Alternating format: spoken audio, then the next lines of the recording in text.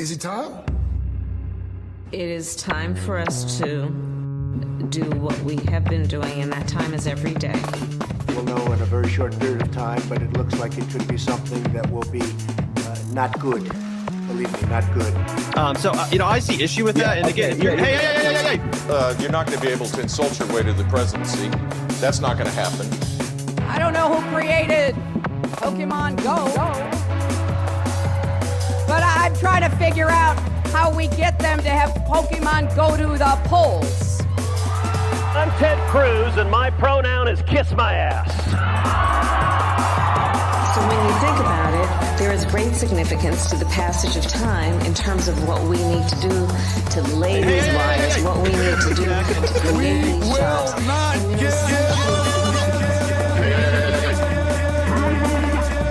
America is a nation that can be defined in a single word. I was going to put him Not good. Believe me, not good.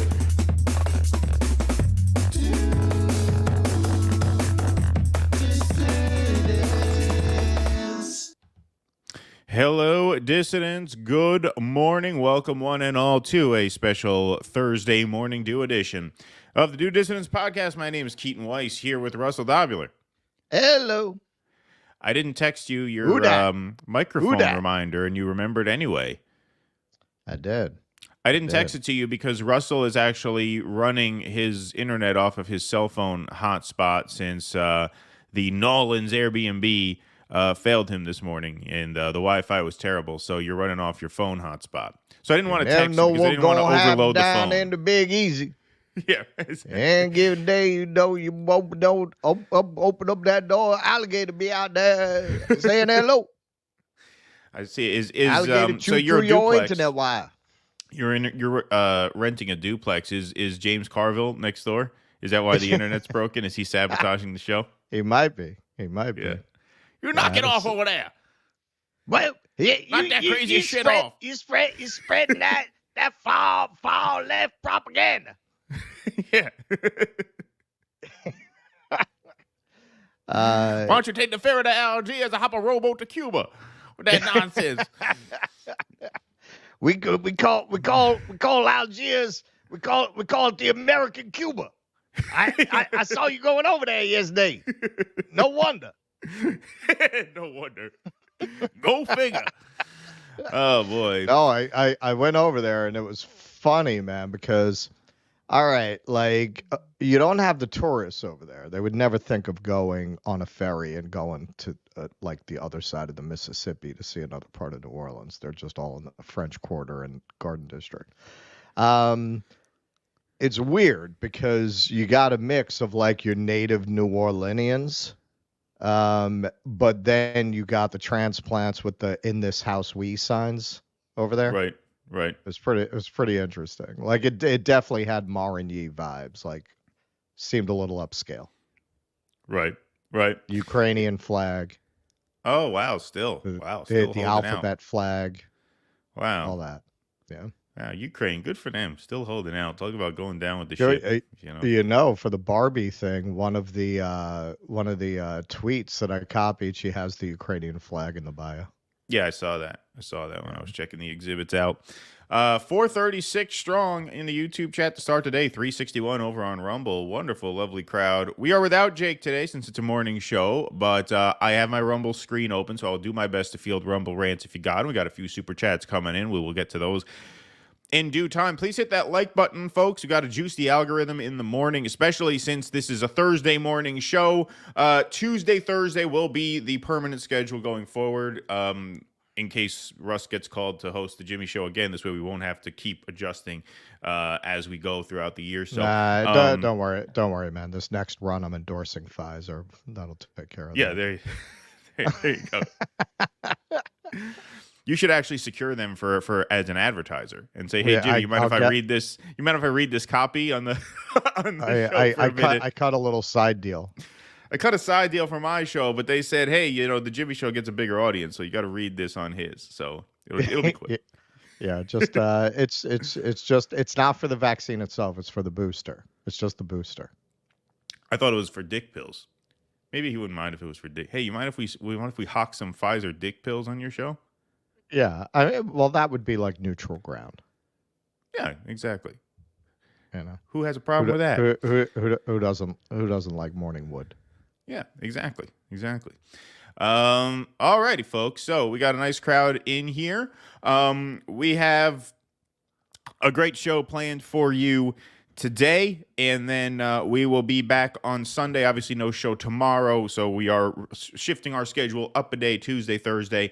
And then after February 9th, which is when Russell's stint on the Jimmy Show ends, we will be working in our fourth stream per week, and we will kind of experiment for the first few weeks to find a time slot that kind of works for everybody, that works for all you guys. And so we'll be working that in, like I said, starting second week of February. But let's get started with some news today. So this is a story in two parts, folks. We are very used to, on the left here, being picked up and dropped. So here's the pickup. We want everybody walking out. UAW chief outlines mass strike for May 2028. Shawn Fain, the United Auto Workers president, reaffirms general strike on May 1st, 2028, saying members need to come together. So, The Hill reports, Shawn Fain, United Auto Workers president, criticized Donald Trump on Monday. Wait, is this The Hill or The Guardian? Did I fuck this up again? I think I fucked this up again. I keep fucking up the headlines. Why am I doing that? I never used to do that.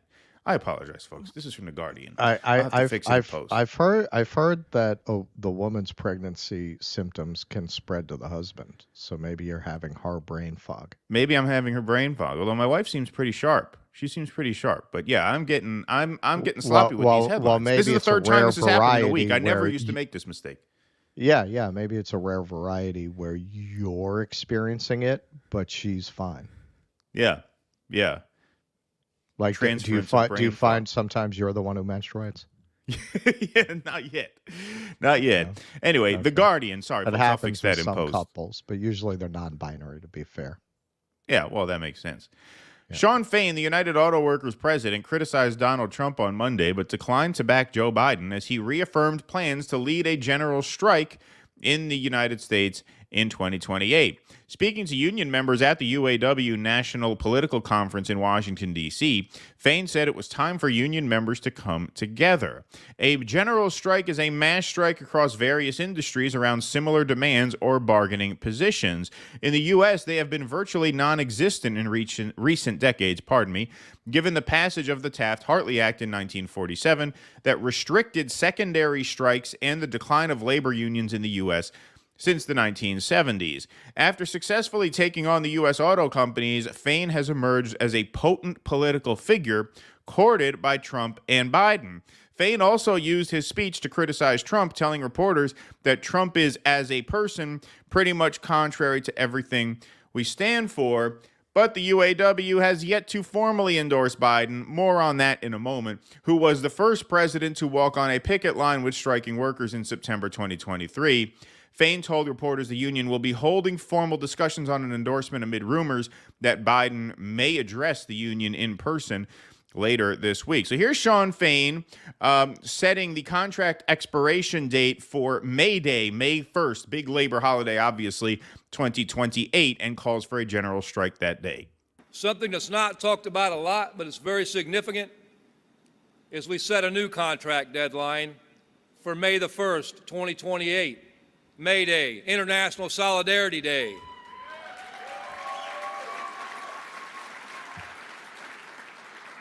We did this for two reasons. I've always thought in my walk as a union rep that September was the worst time in the world to be going out on strike because sales start lagging when we get into the winter months. May made a hell of a lot more sense, but it also made sense to do it in a unified approach.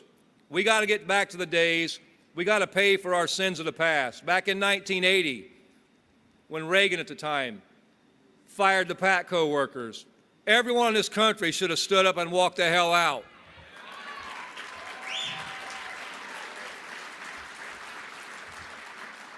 We missed the opportunity then, but we're not going to miss it in 2028. That's the plan. We want a general strike. We want everybody walking out, just like they do in other countries.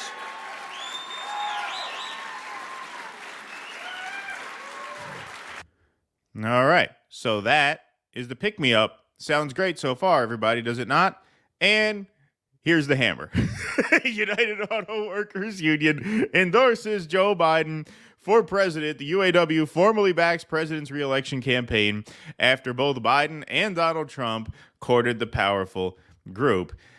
The powerful United Auto Workers Union, there's the correct headline, formally endorsed Joe Biden's re-election campaign on Wednesday at the union's National Community Action Program conference in Washington, D.C. Russell, you want to hit the drop, hit the sound drop? Here we go. I got it. All right. Well, there we go. I thought we were going to try our new Journey sound drop. Just a small town girl. Yeah, right. Exactly. Here we go. Both U.S. President and rival Donald Trump have courted the union and supported its successful strike action against the U.S.'s big three automakers last year. Biden became the first president to walk a picket line in support of the union. Joe Biden bet on the American worker while Donald Trump blamed the American worker, UAW President Shawn Fain told the conference. If our endorsement must be earned, Joe Biden has earned it. Donald Trump is a scab. Donald Trump is a billionaire, and that's who he represents, Fain said.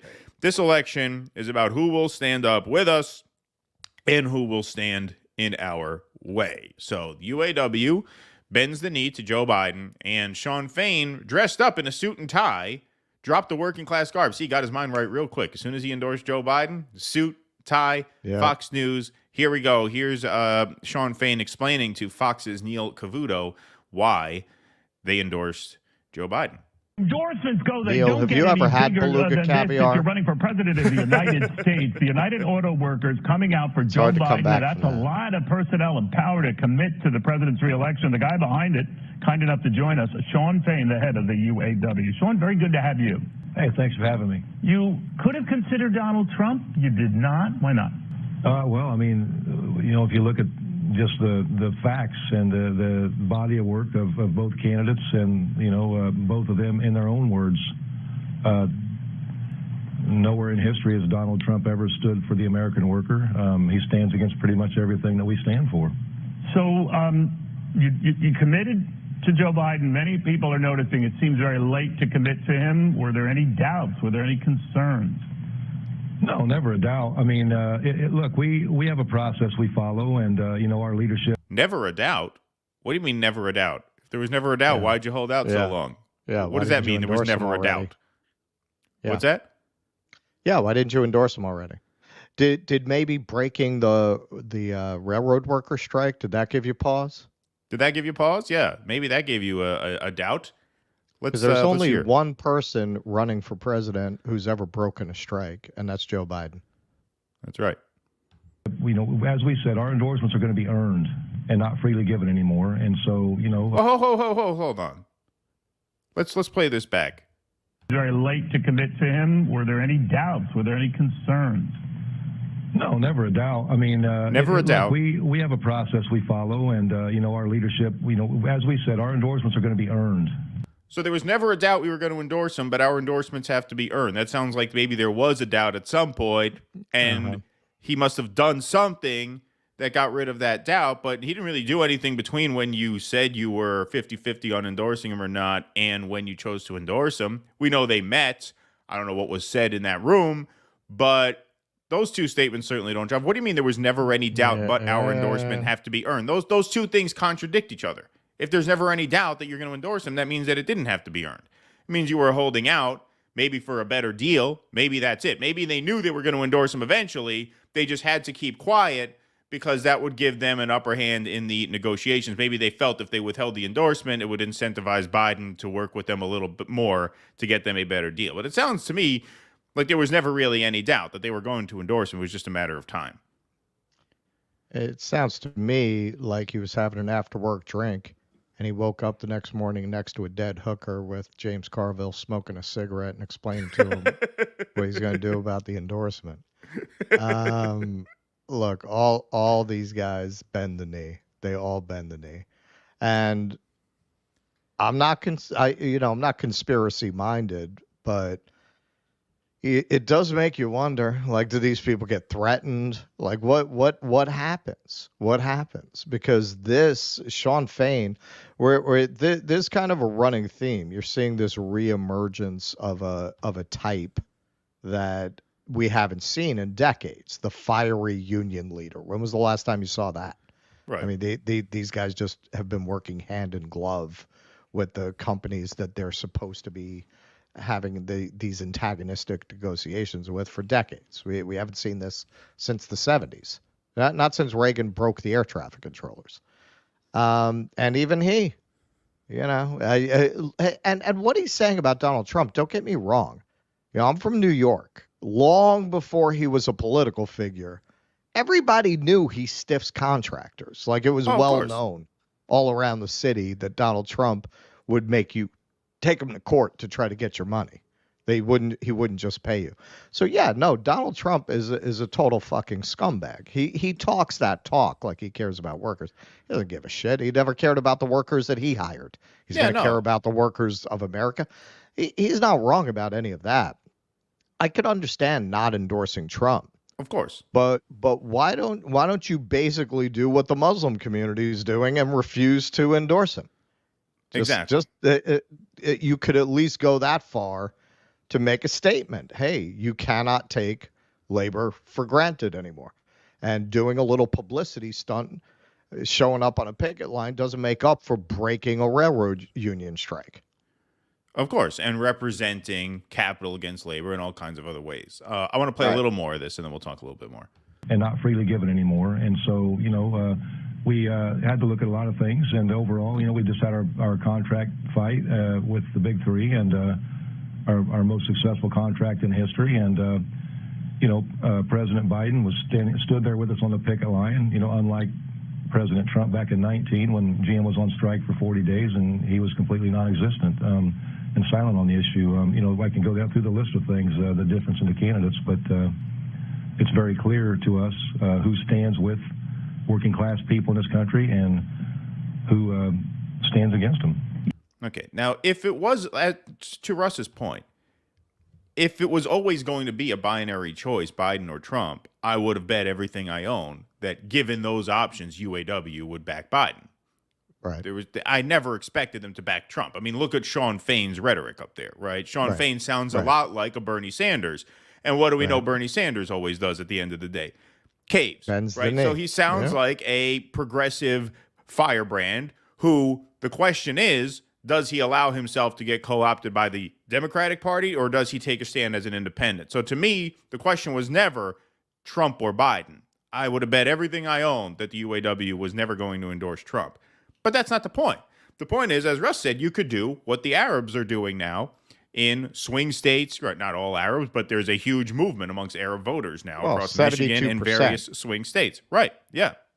83%, 17% said they're voting for Biden. So yeah, you have this huge cohort who's saying we're not endorsing Trump. In fact, we are as part of this effort, specifically making a point not to vote for president at all. So why can't UAW say the same thing? Say, look, we're not going to endorse Trump. The question is, do we endorse Biden or do we withhold our endorsement and not endorse anybody? And that, to me, was obviously the better move, because what you've done here is proven, once again, that at the end of the day, they can count on you no matter what they do. Yep. It takes a 30-second speech on a picket line to get your endorsement. That's it. And UAW joined several other unions. The nurses union was one of them, a couple others. I don't have the names with me right now, but they called for a ceasefire, right? So there was no ceasefire, right? So there are ways to make political statements as an organization that actually give your organization more power long term. And then there's this. This is same old, same old. Well, that would be a good way to go. Hey, you want our endorsement? You need to secure a ceasefire in Gaza. Right. That's a very easy way to make it conditional and to pretty much guarantee you're not going to have to endorse, because he's not going to do it. Exactly. And if he does do it, then you take the win. You endorse him and take the win. Yeah, that's how it works. Yep. Of course, they weren't going to get a ceasefire, so it would have worked out the way you said. But yeah, there you have it. And as far as that, just last point, he said it's late in the calendar to do this. It would be late assuming there was an actual primary, but it's not late given that there was no real primary this year. It's January. The election's in 10 months. That's plenty of time. They fell in line very, very quickly, factoring in all things. September is late. Yeah, September is late. January of 2024, you got 10 months. Right. That's not late. Right. All right, we'll take some super chats here. Thank you guys all very much for being here this morning. Hobbs45, thanks for the $11. Bradley Cooper's Maestro Nose was nominated for Best Jewish Appliance. Oh, hope he wins for this ridiculous streaming movie with no theatrical release. Seems fair. I wonder if they got a makeup nomination for that, because it was very controversial. And it'd be funny if they got a makeup nomination. Which, as a Jewish person, I thought that was the controversy was fucking stupid. It's what the guy looked like. Yeah, it's what the guy looked like. You're making him look like what he looked like. Nobody says anything when people wear appliances to look like an actual historical figure. It's what he looked like. Was he not supposed to do it? It just, I have this wasp nose and he had a Jew nose, but we're just going to pretend. Right. Exactly. But, yeah, no. Now, if he didn't have that nose and they did it, I'd say some shit. Yes, obviously. Right. Yeah. Well, how are they going to know he's a Jew without the nose? He better put one on. Yeah. Hobbs45, thanks for the another $11 from Hobbs. Patriot Front is frightening in that they always wear khakis and sunglasses. The khakis say, I'm uncomfortable, but I'm all business. The shades say, I'll be watching you, but you won't know when. Thank you, Hobbs. Very good. Oh, by the way, we should, while we're on Super Chats, we should give a very special shout out to Daryl Deachman, who gave us a very generous Super Chat literally the second we signed off on the last stream.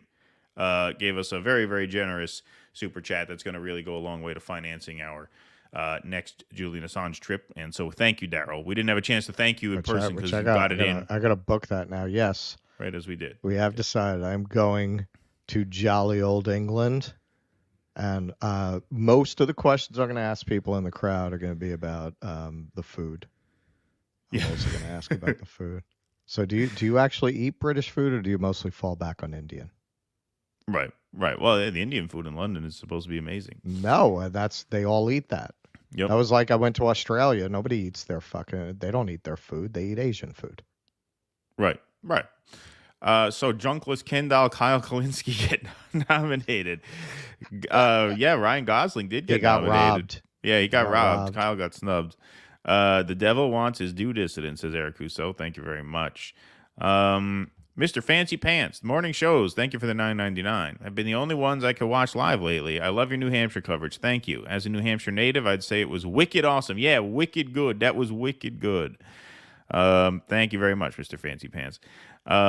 Congratulations, Keaton, on the new baby. Thank you, Worskill. However, I don't think it's appropriate for the parents to assign the gender. Maybe consult with the child's non-binary drag librarian for further instruction.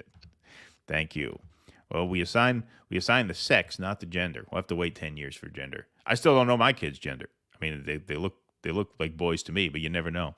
Julia MR, thanks for the $4.99. They just keep them away from TikTok. Yeah, right, exactly. Considering interviewing C.J. Hopkins, he gave a great speech after his acquittal in Berlin for hate crime related to his book cover. I have not heard that name, but thank you, Julia, for the recommendation. Carrie Scott, excited to hear Fall in Love by Steve Wick featuring Keaton. All right, Carrie, you know what I'm going to do? I'm going to play that on our Rumble post-show hangout on Sunday. That's my word to you, I promise. Thank you, Carrie. Cool Blue 71, UAW Dem Party endorsements do not prevent Republican wins. No, they certainly do not. That is true, Cool Blue. True that. Okay. We will take one more. GM from the Somali community in Good morning. Sorry. Space that out. Good morning from the Somali community in Minnesota. Dissidents, yes, Keaton, the DNC tried to make this district Clyburn like she is now in hiding and won't face questions. Got it. So Ilhan is from your district. Thank you for that. Appreciate it. Okay, folks, we will take more Super Chats in just a few moments, but let's go now to segment number 2. I just want to say, if they ever do a biopic, you have permission to use a prosthetic. Yeah, right. There you go. Yeah. What are you doing? You all right over there? I'm making a coffee now. Oh, you're making a coffee right there. Look at that. He's got his whole setup, his whole podcasting kit right there. Can make coffee and everything. Oh, look at that. Beautiful. I got to get a little Keurig thing for my table, too. Just have a whole espresso bar right next to the computer.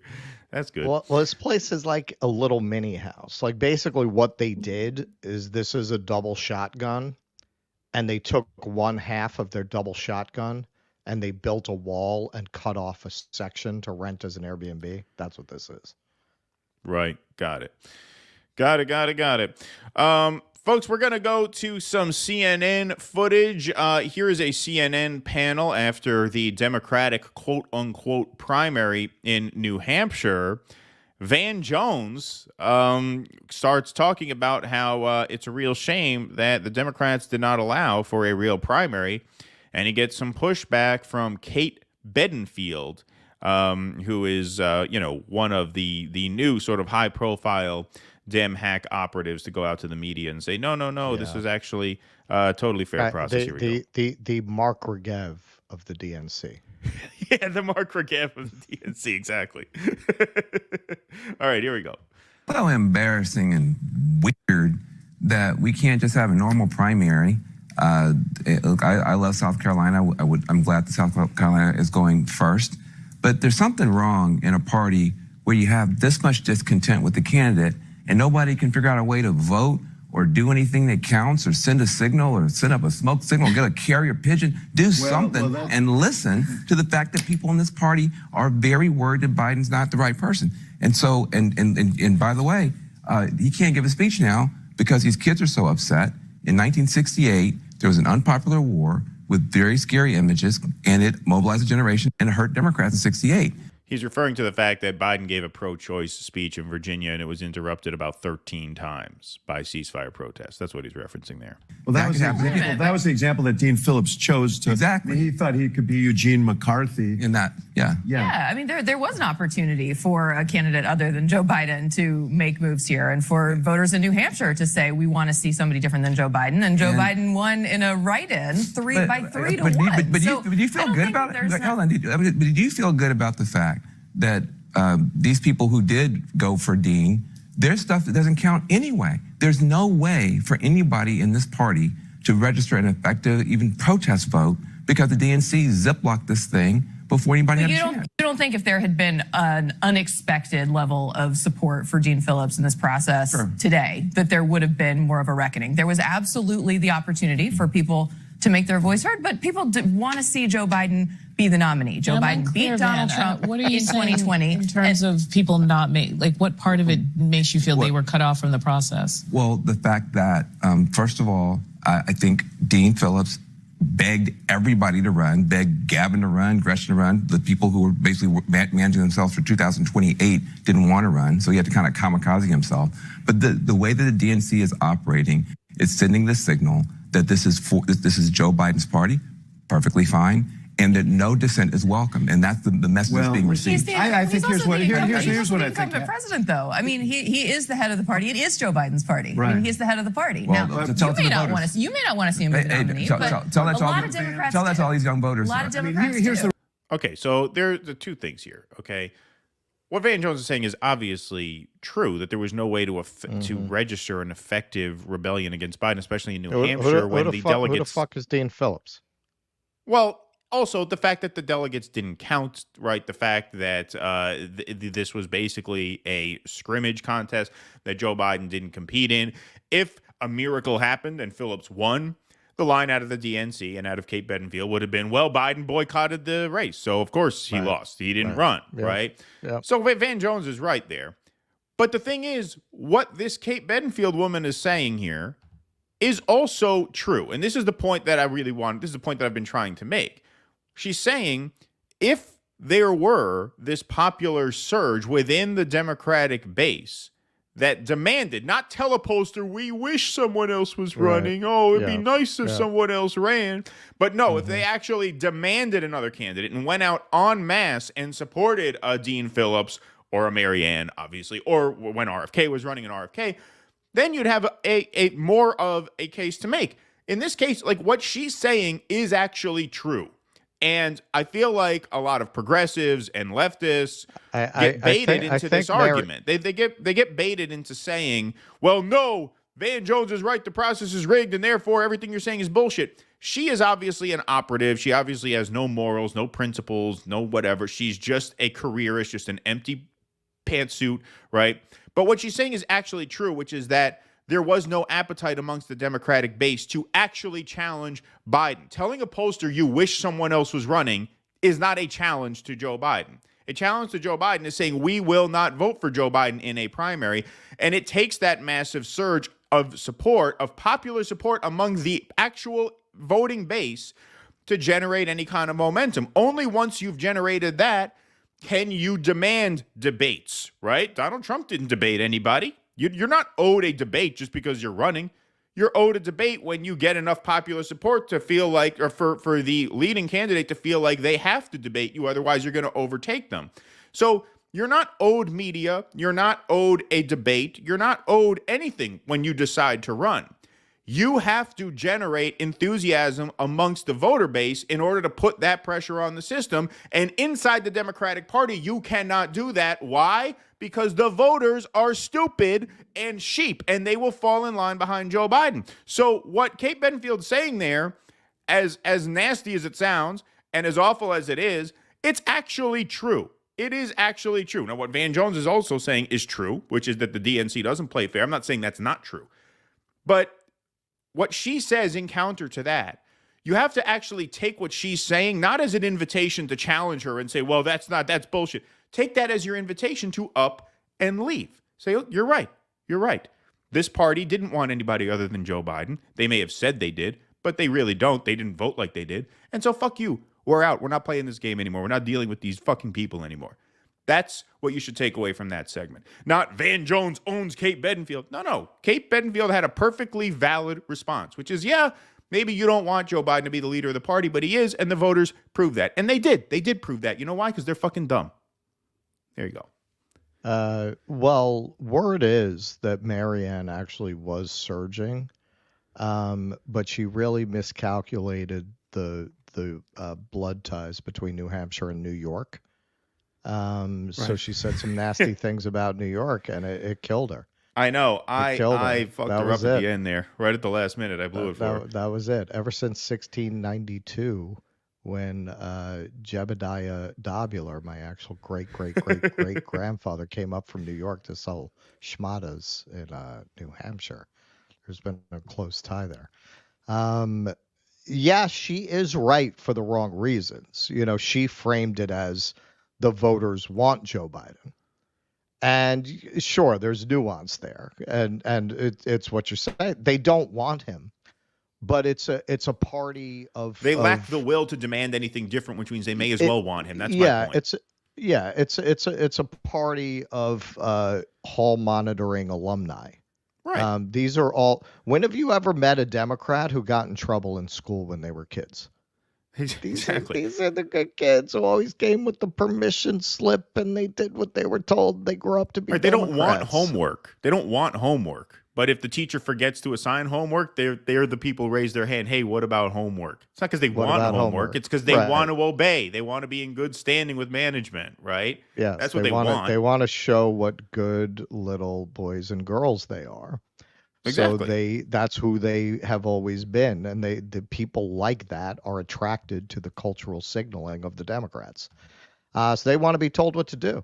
Shit, man, if the Democrats ran a fair and open primary, they wouldn't know what the fuck to do with that.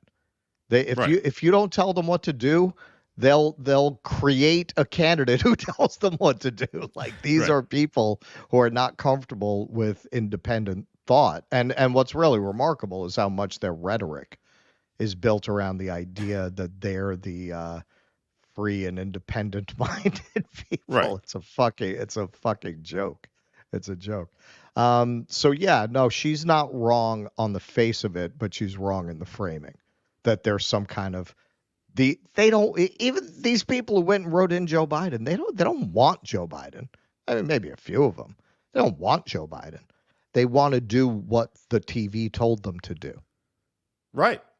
And at a certain point, there becomes no difference, right? Like on election day, there is no difference. Sure. On election day, you either have what it takes to buck leadership or you don't. And inside the Democratic Party, the voters do not have what it takes. Whether they want, don't want, doesn't matter. You go into a ballot box, you check a box, and that's it. Yeah, we learned that the hard way, man.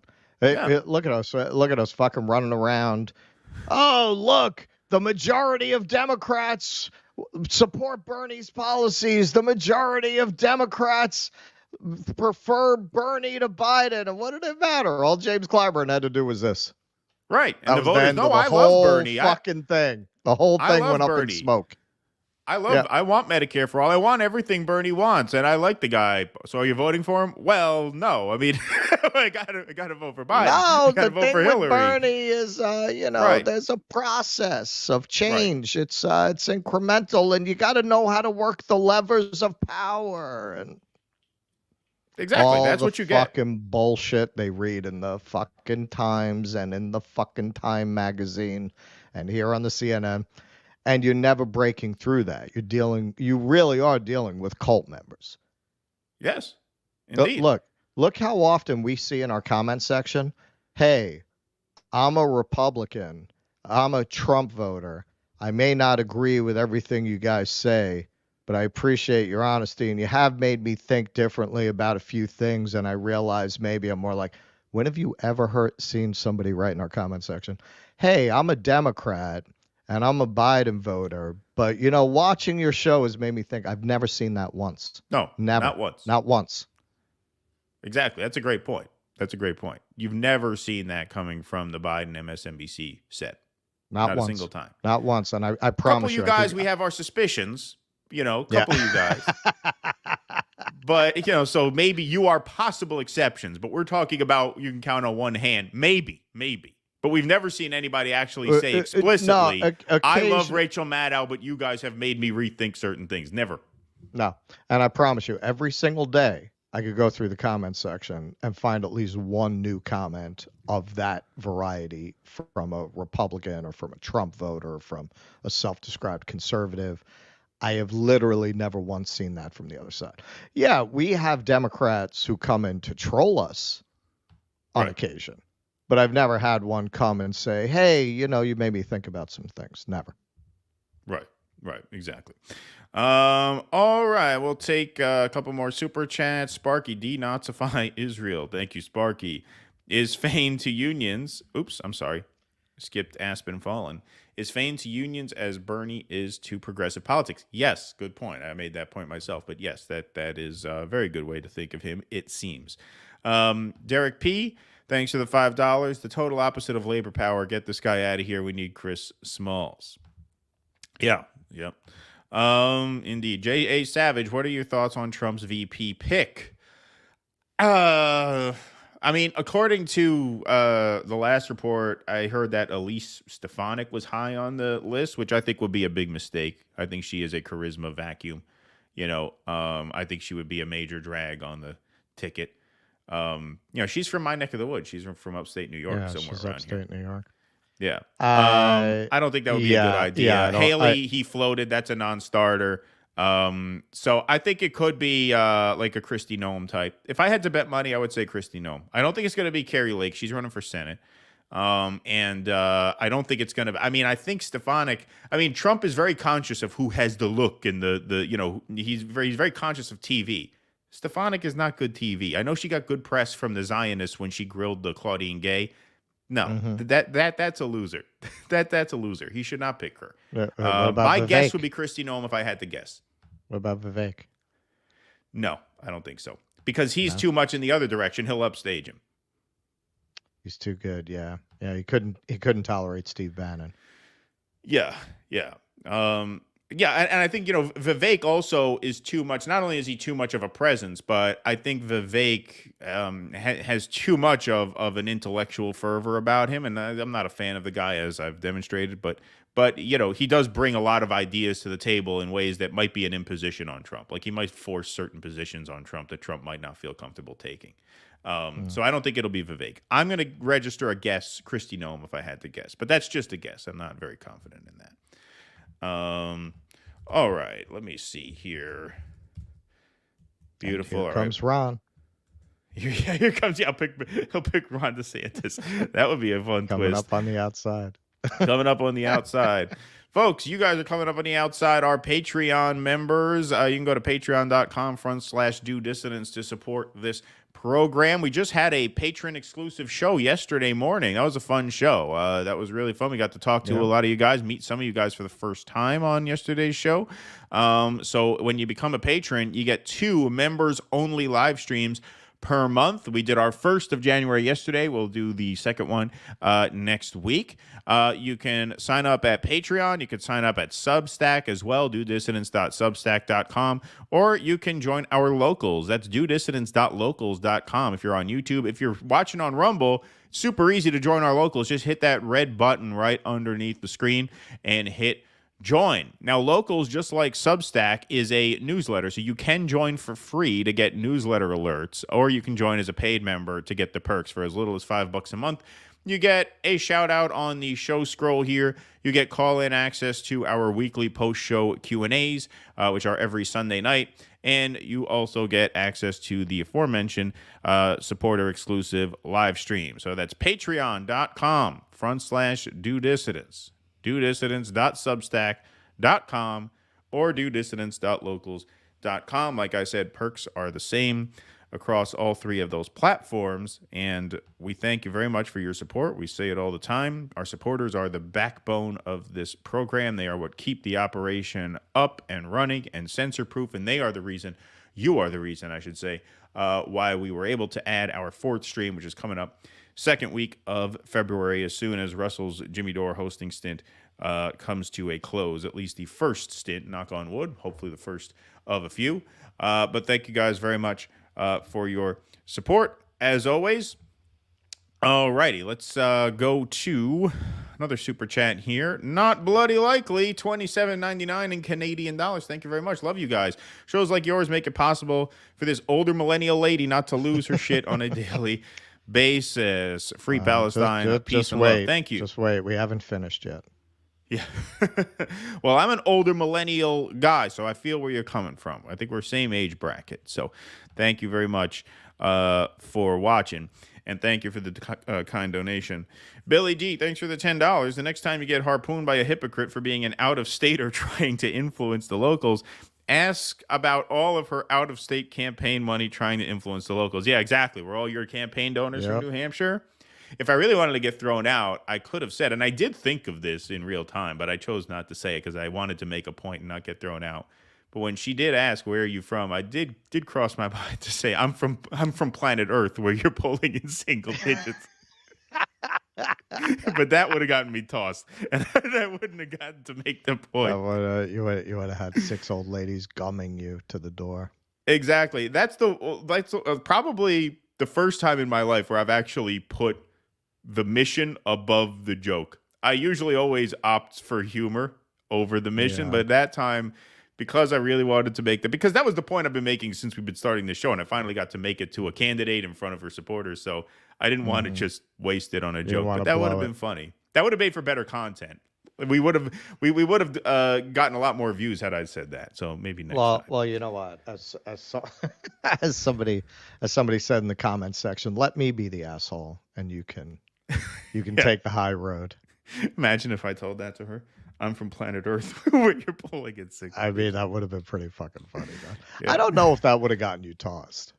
I mean, it would have definitely turned the crowd on me, though. Like, it would have been the end of my speaking. Like, at that point, they'd have been like, all right, shut up or you're out. I mean, who would have kicked me out? Like I said, she didn't have security there. She didn't have cops there, which credit to her for running it that way. But yeah, like, it would have been hard for them to throw me out, but it would have been a thing for sure. I mean, you know me, man. I definitely would have asked the staff question. And then I would have had the old ladies trying to gum me out of there. I know what you're saying, though. I said that when me and Jose did the post-action video with Maddow. Even as I was setting up to do it, I was looking at the old ladies in the aisle who were going to get rousted by security to get me out of there. And I felt so bad for them. Like, oh, this woman can hardly stand up. And I made her get up twice already because I went to the bathroom and then I had to get my glasses and then she's going to have to get up again. She was so nice to me. Oh, man. That's the thing. You start out being very courteous. Guys knocking her around.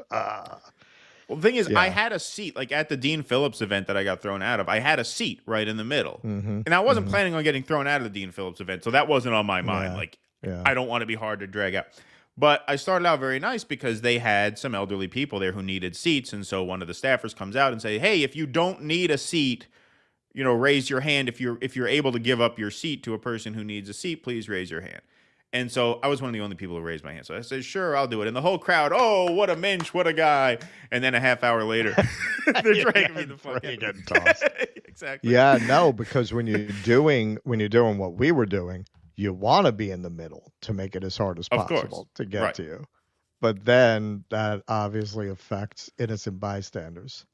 Right. I mean, with the Haley event, I stood in the middle so that I would get a few more seconds in while they were getting to me. You're right. Yeah. You could say there are no bystanders who have willingly signed up to hear Rachel Maddow speak. You could say there are no civilians in that situation, but still. Right.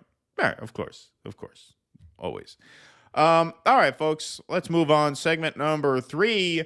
Jon Stewart was canceled by Apple, but he's coming back to television. Yes, that's right. Jon Stewart is returning to The Daily Show, part-time. Sorry, our logo was blocking the word part there, but that's what that says. He's returning part-time to The Daily Show on Comedy Central.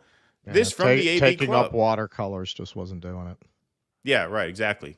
Right. The painting didn't stick. The Daily Show finally hired a host. That long-awaited leader is Jon Stewart, who will be returning to the hosting desk 8 years after initially stepping down in 2015. According to Deadline, Stewart is returning to the show every Monday night, apparently the show's most watched time slot throughout the election cycle. The venerated commentator which who hosted... means at this point, 68 people watch it that night. Yeah, right, exactly. Yeah. Who hosted the show for over 15 years, their typo, not ours, will begin his tenure on February 12th. He's also on board to executive produce every episode of the show through 2025 in order to help shape its future. Yeah, Jon Stewart is the voice of our... What'd you say? We saw how he shaped it with Trevor Noah. John, have a seat. Enjoy your retirement. We don't need your help. Jon Stewart is the voice of our generation, and we are honored to have him return to Comedy Central's The Daily Show to help us all make sense of the insanity and division roiling the country as we enter the election season, said Chris McCarthy, President CEO of Showtime MTV Entertainment Studios, in a statement via Deadline. In our age of staggering hypocrisy and performative politics, Jon is the perfect person to puncture the empty rhetoric and provide much-needed clarity with his brilliant wit. The rest of the week will be hosted by the show's rotating door of correspondents, currently including Desi Liddick, Michael Costa, and Ronnie Chang and Jordan Klepper. This brings a temporary end to Comedy Central's year-long search for a host there, and then they go back to bringing Jon Stewart in to host The Daily Show.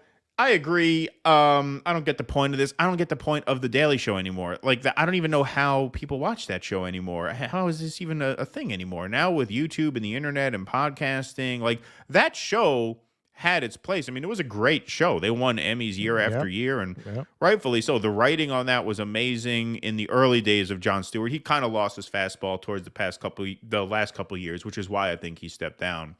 But in its heyday, that show was very, very funny, extremely smart. The editing on that show was phenomenal. How they would put, because don't forget, the show airs at 11. They tape at 5:30. So you're putting together these montages of footage from years of past, and just the way they got everything together so tight with the commentary and the timing. In a few hours, they put that thing together. I mean, it was an amazing show for what it was at its time. But its time has passed. I mean, a half-hour TV news and comedy show? What is even the market for that anymore? You're not going to be able to recreate that magic. Not with Jon Stewart at his best, and Jon Stewart's not at his best anymore. He's obviously lost his fastball, which is why he stepped down in the first place. Yeah, this is like when you went to the farewell concert of that great band, and now they're doing the third farewell tour, and you're like, yeah. They should have left it at the first. Right, exactly. You know, I mean, come on, stop it now. Stop it. Like already with the problem, you could see, we never got around to it. But more than once, we almost did segments tearing apart things that he did on the problem. The Condoleezza Rice interview we were thinking about. His trans episode was so full of misinformation that it made me question his entire legacy at The Daily Show, because the way that he handled spreading misinformation structurally was exactly like what he did on The Daily Show. Get the most unmedia savvy person you can to represent the ideas you're trying to mock, and then easily smack them around in front of the camera. Well, they did that on The Daily Show a lot, too. They did it a lot. I'm telling you, when I watched that on the trans episode, I said, how much shit did I swallow on The Daily Show that wasn't true because they structured it this way, where they just got somebody they could easily make look idiotic so that you don't even dig deeper on what the idea is, right? Because it gets somebody so easy for them to mock to represent the other side. And that's exactly what he did with that. The way he, and in keeping with that, he clearly, in an effort to stay relevant, hired, you can hire a diverse staff. I think that's a great idea. They don't have to be ideologically in the direction of the staff that he hired. But he hired this very woke staff that he clearly felt like he had to keep up with to prove that he's not just the old white man in a position he doesn't deserve. He felt like he had to platform their point of view with his position. And it really felt like he's out of touch, man. He's out of touch. Like the Jon Stewart that we really admired would have parsed out these ideas and actually would have found a way to say, hey, on the one hand, but on the other hand, and I understand why you think this, but what about this? He never did that. He just swallowed that shit and regurgitated it like your embarrassing uncle trying to show he's hip with the kids. So having that Jon Stewart come back and do the Daily Show, all that's going to do is tarnish the legacy of what he left, as you point out, probably at the right time, because even then he lost his fastball. Yeah, it got to the point where he was just playing clips of ridiculous people and like doing the wide-eyed at the camera, and that's it, with no commentary, with no content of his own. And that's when I think he, like most talented people care about their legacy enough to know they don't want to wait till they can't do it anymore. Until, when they stop. Once they sense that they're on a downward path, they will call it quits, which I think was smart that first time. But he also has a little bit of boomerism in the sense that he seems to think he needs a set and a desk and a staff and a crew. He could do what Tucker Carlson's doing now, which is just create an independent network, start a YouTube channel, and you have your website. Tucker's got the website with the membership and the blah, blah, blah. But he's on YouTube. He's on the different podcast platforms. Just do that. I mean, Stewart is an interesting enough guy, at least he was. He probably still is if he just trusts himself to be himself rather than conforming to the different pressures of the day. If he just did that, I think he would do quite well. I think he would do really well. But he seems old-fashioned in the sense that he needs a production around him, and I don't think he does. So we'll see. We'll see. Or he doesn't trust that he can make money the other way. Well, he could definitely make money the other way. You could do, if you got following like his, he's Jon Stewart. Yeah, indeed. He would clean up. Sparky, Staten Island friend, was a contractor for Trump and didn't get paid after a Trump bankruptcy. He's bitter, but admits Trump worked within bankruptcy law. Be nice if Trump gave the stiffed reparations. Yeah, don't hold out hope. Yeah, no, he works the system, obviously.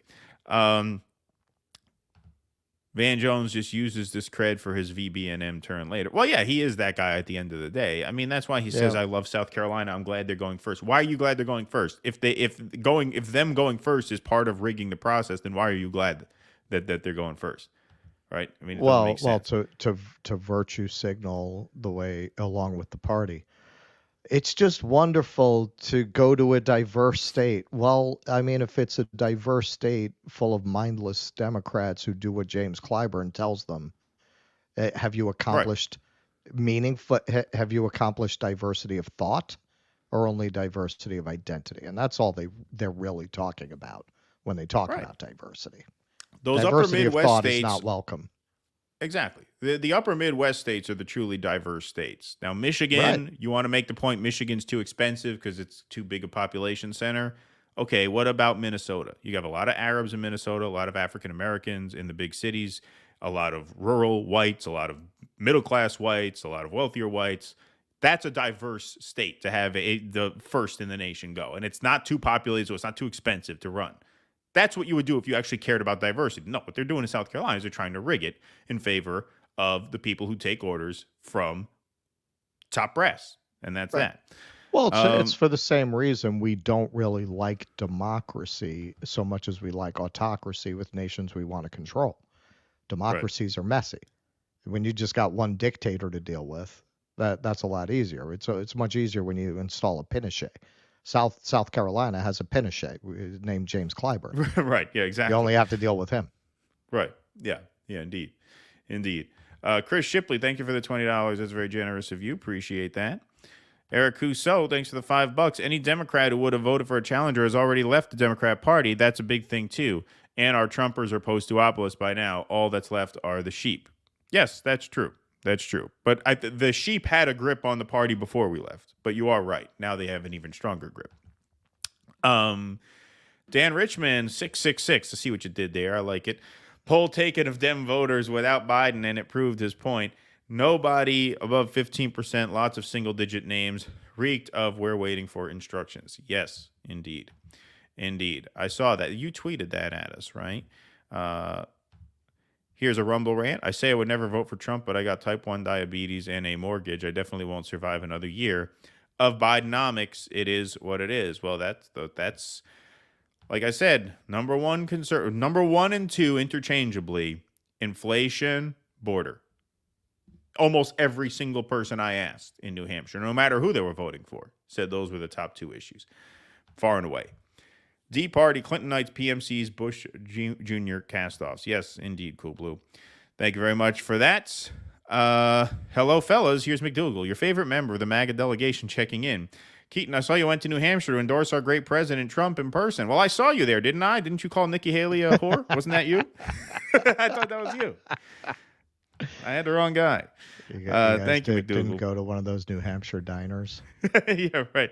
Yeah, I mean, that would have been fun to do, to go to the diner, but, I didn't have the credentials. If I had a credential, I could have gone to a diner and walked around. Hey. I'm telling you, man, when I left New York, more and more I'm thinking that was one of the smartest things I did. Because I debated, is there any reason to bring my New York press pass? But I think that might work out for me, man. When I go to Assange, I'm going to wear that shit. Yeah, do it. Wear it. I mean, it's something, right? Because my experience with security people at these events, they don't have time to start scrutinizing and looking closely. They're going to see a press badge and whatever. Yeah, whatever. Go ahead. Yeah, exactly. Go ahead. Yeah, they don't look that closely. Where my family's Maltese. When my uncle once, he flew all the way to Malta, and he lost his passport somehow. I guess he needed it to get on the plane in New York, but for some reason he had no passport. He's looking for his passport. Where the fuck's my passport? Gets to the customs guy. He says, I don't know where the fucking passport is. This guy says, next time. Boom, yeah. Pushes him through. How's that? All right. I think that's a Malta thing. Yeah, that's a Malta thing. That's a Malta thing for sure. All right, Russell, you're up. Barbie. All right. So this is I know we have a crumbling infrastructure, we have a widening wealth gap, we have an ongoing genocide, but what people are really upset about is this Oscar so-called snub that you may have heard about. And before I even get into this, I'm once again going to point out all the people I know in the arts have not had fucking shit to say about Gaza. They do not have shit to say about that, but oh boy, do they have a lot to say about this. Hang on. Sorry. We got to do this. The Rumble chat is rebelling, rightfully so. We missed it. Good on you. We are at 666 in the Rumble chat. Here we go.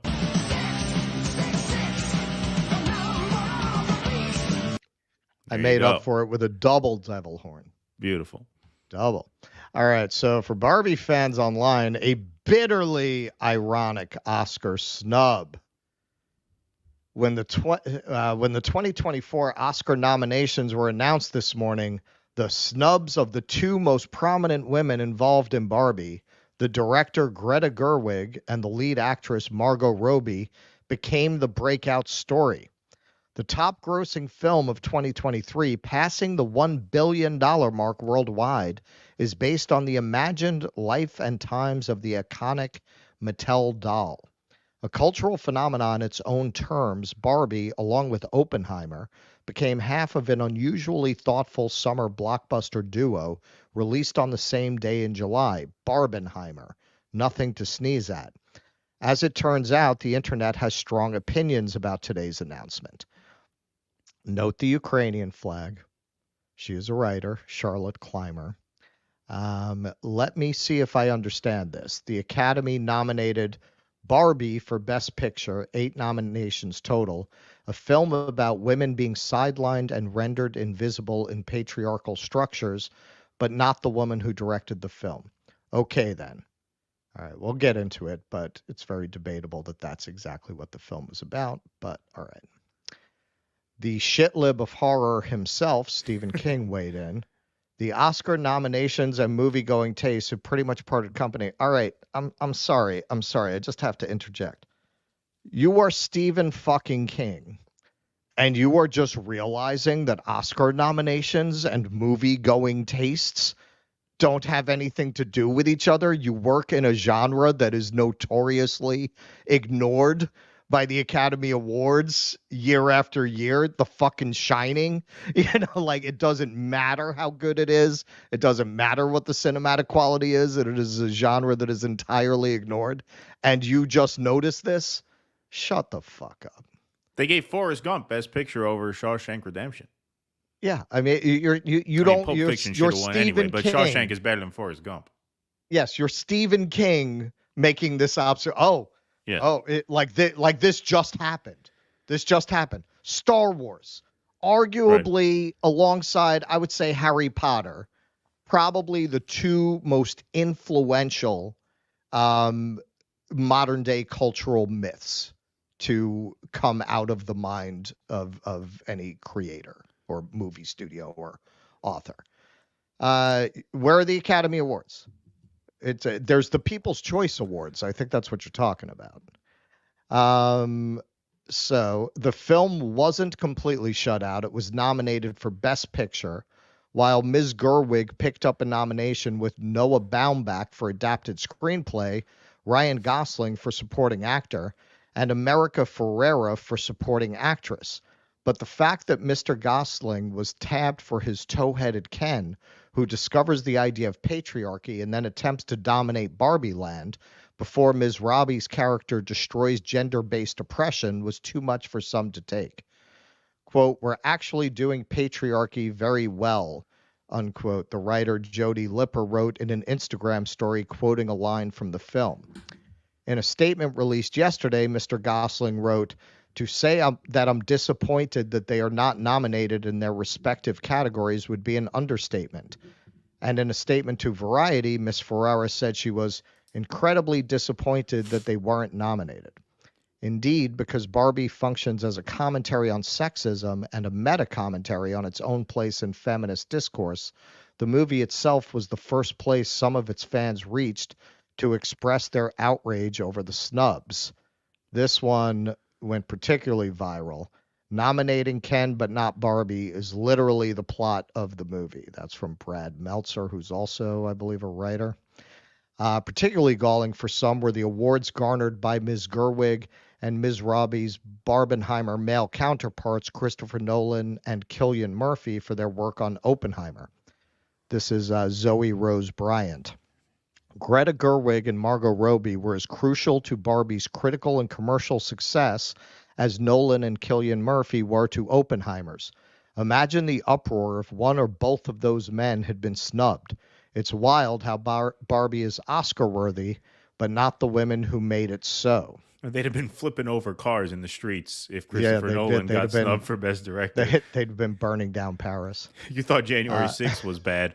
Wait till Cillian Murphy gets snubbed for Best Actor at the Academy Awards. You'd see nothing yet. You'd have like an intimate slow motion montage of an old man getting up from his chair, opening a closet, taking a dusty old yellow vest off of its hanger. Yeah, right. Going to the streets. So the queen of horror, Hillary Clinton, had to weigh in on this. Greta and Margot, while it can sting to win the box office but not take home the gold, your millions of fans love you. You're both so much more than Kenuff. Oh, she is still the Pokemon Go woman, isn't she? Yeah. Hashtag it's so great. Hillary Barbie. It's Hillary so great Barbie. How broken a woman she is. You can really take a lot of joy in just how bitter and hateful she's become since she lost. Because you understand that reference. It can sting to win the box office, but not take hold the gold. She's referencing that she won the popular vote but lost the election. She has to bring that up at every opportunity. That's a delight. And the most horrifying thing is, you know, there are Hillbots out there that took great comfort in that. Well, yeah, that tweet did well. 30.9 million. Did you see what Hillary tweeted? Yes, queen. Oh. Well, of course, you can see right there, as of last night, when you put this together, I assume 30.9 million views. That's not bad. Yeah, that's not bad. That's not bad. Ken Klippenstein, I thought, won that exchange. Margot really should have visited Wisconsin. Nicely done, Mr. Klippenstein. But then my favorite commentary, you sent this over, was this from Fiorella Isabel, War Criminal Barbie Special Edition. Yeah, that's pretty funny. All right, so what is our take? All right, so I should have some credibility here because you can go back in the archives and you can find it. I gave Barbie a good review. I thought a lot of the backlash against it, not all from conservatives, like Crystal Ball was as animated about that as she was about Marianne. She was, but in the contrary direction. She was absolutely apoplectic about that movie. So it triggered some people. I didn't see that. I saw a movie that was very smart and didn't take the easy directions in every respect. I thought it tried to thoroughly examine the gender wars as they exist now, and really came to the conclusion that it's not good for anybody, and everyone's kind of ridiculous, and everyone is kind of self-serving, and everyone wants to discriminate, and if you let them, they will. That's what I took away from it, which I think was more nuanced than what a lot of people wanted to see, like the people who are upset about these awards. Yeah, I missed that show. I had one of those last-minute family emergencies that night. Which I did it with Tusker, who hadn't seen the movie. Like, she was but just there to I nod. liked it.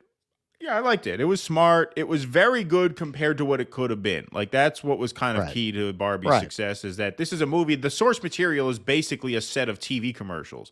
And so you could imagine how cringe it could have been. And it wasn't. It was actually quite good. It was quite good. Imagine they had made this movie in 1985. What you would Exactly. Yeah. So anyway, go ahead. Did you have a... I think that you have to remember, first of all, just like with horror, comedy is a genre that has generally not been treated well by the Academy. Usually they go in for dramas and dramas.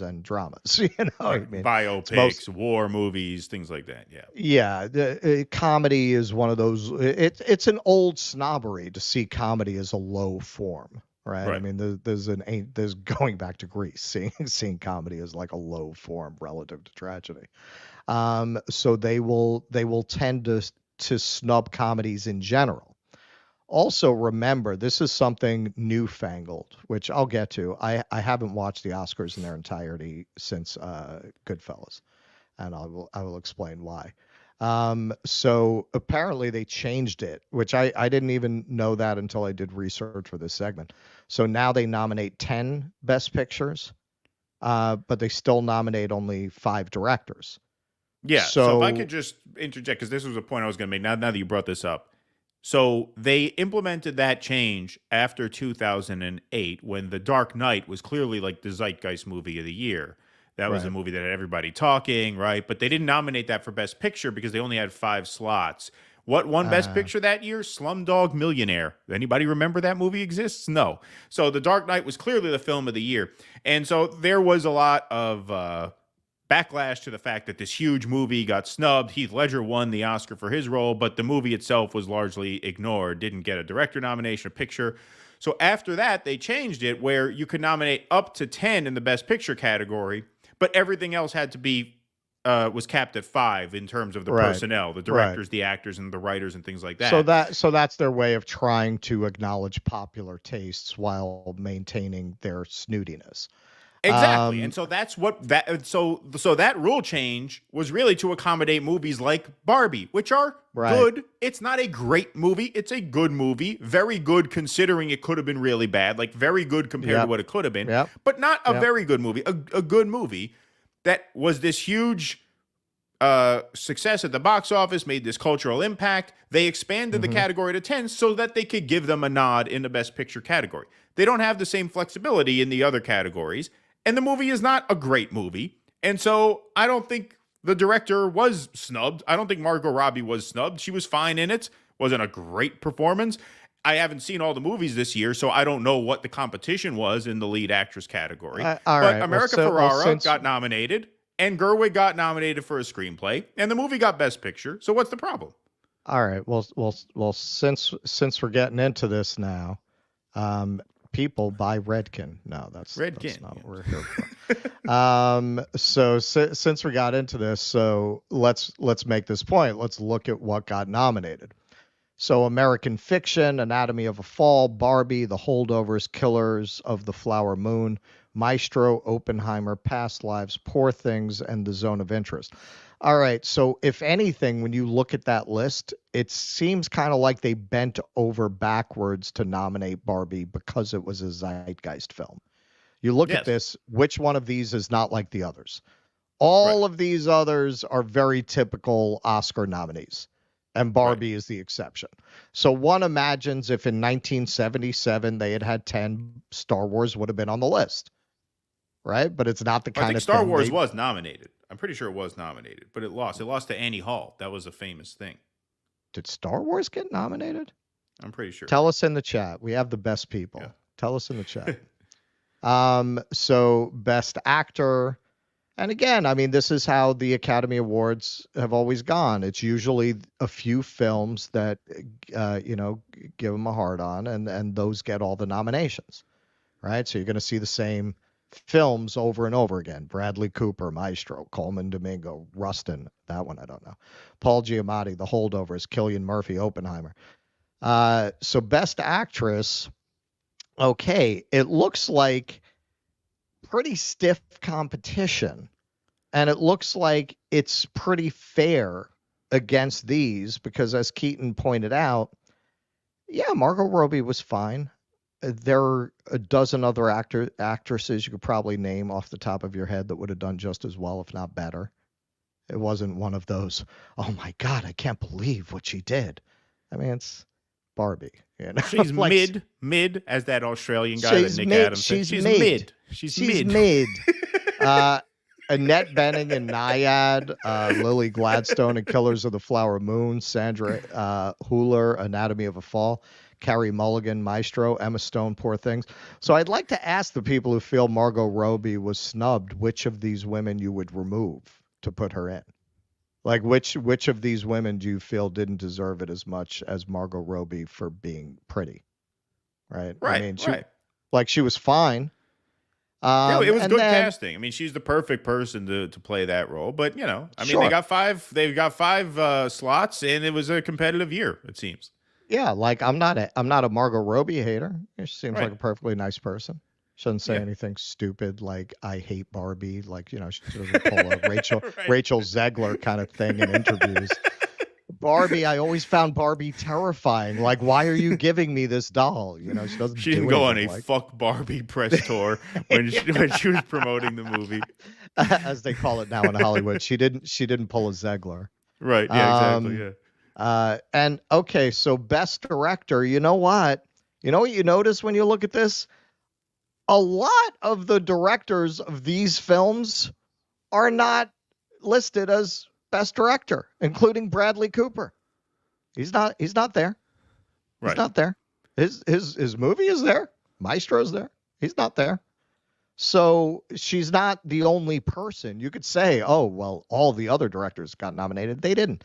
Stanley Kubrick never won a Best Directing Oscar. Right. So she did get the adapted screenplay thing, which, from my experience of the Oscars, they will tend to try to balance things out like that very often. At this point, she'll likely win it because the voters are going to feel pressure to give Greta Gerwig an Oscar. Exactly. Yeah. So, Whoopi Goldberg actually, in a rare moment of clarity, said this. Like, no, it's not a snub. It's not. It's very competitive, and not everybody can take home a prize. So yeah, it seems like this is just one of these cases where all the usual suspects want to gin up a culture war argument in a place where it just really doesn't apply or belong. I'll tell you what, as if you're a feminist and you really want to get treated like everybody else, welcome to everybody else. This is what it's like to be in this business. How do you even make this argument when Greta Gerwig was put in charge of a multi-million-dollar production with hundreds of people working under her, right? Not over, under her. So, and let me just say, I love that Greta Gerwig was given that job. I thought Lady Bird was great.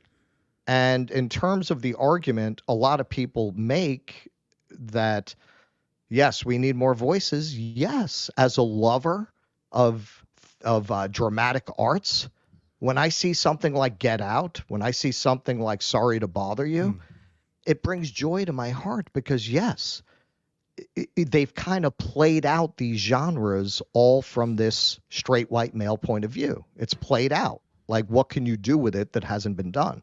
So I see something like Sorry to Bother You, and it reminds me of those magic realism Terry Gilliam movies I loved, only you're bringing them to life again because the perspective is so different that it feels new.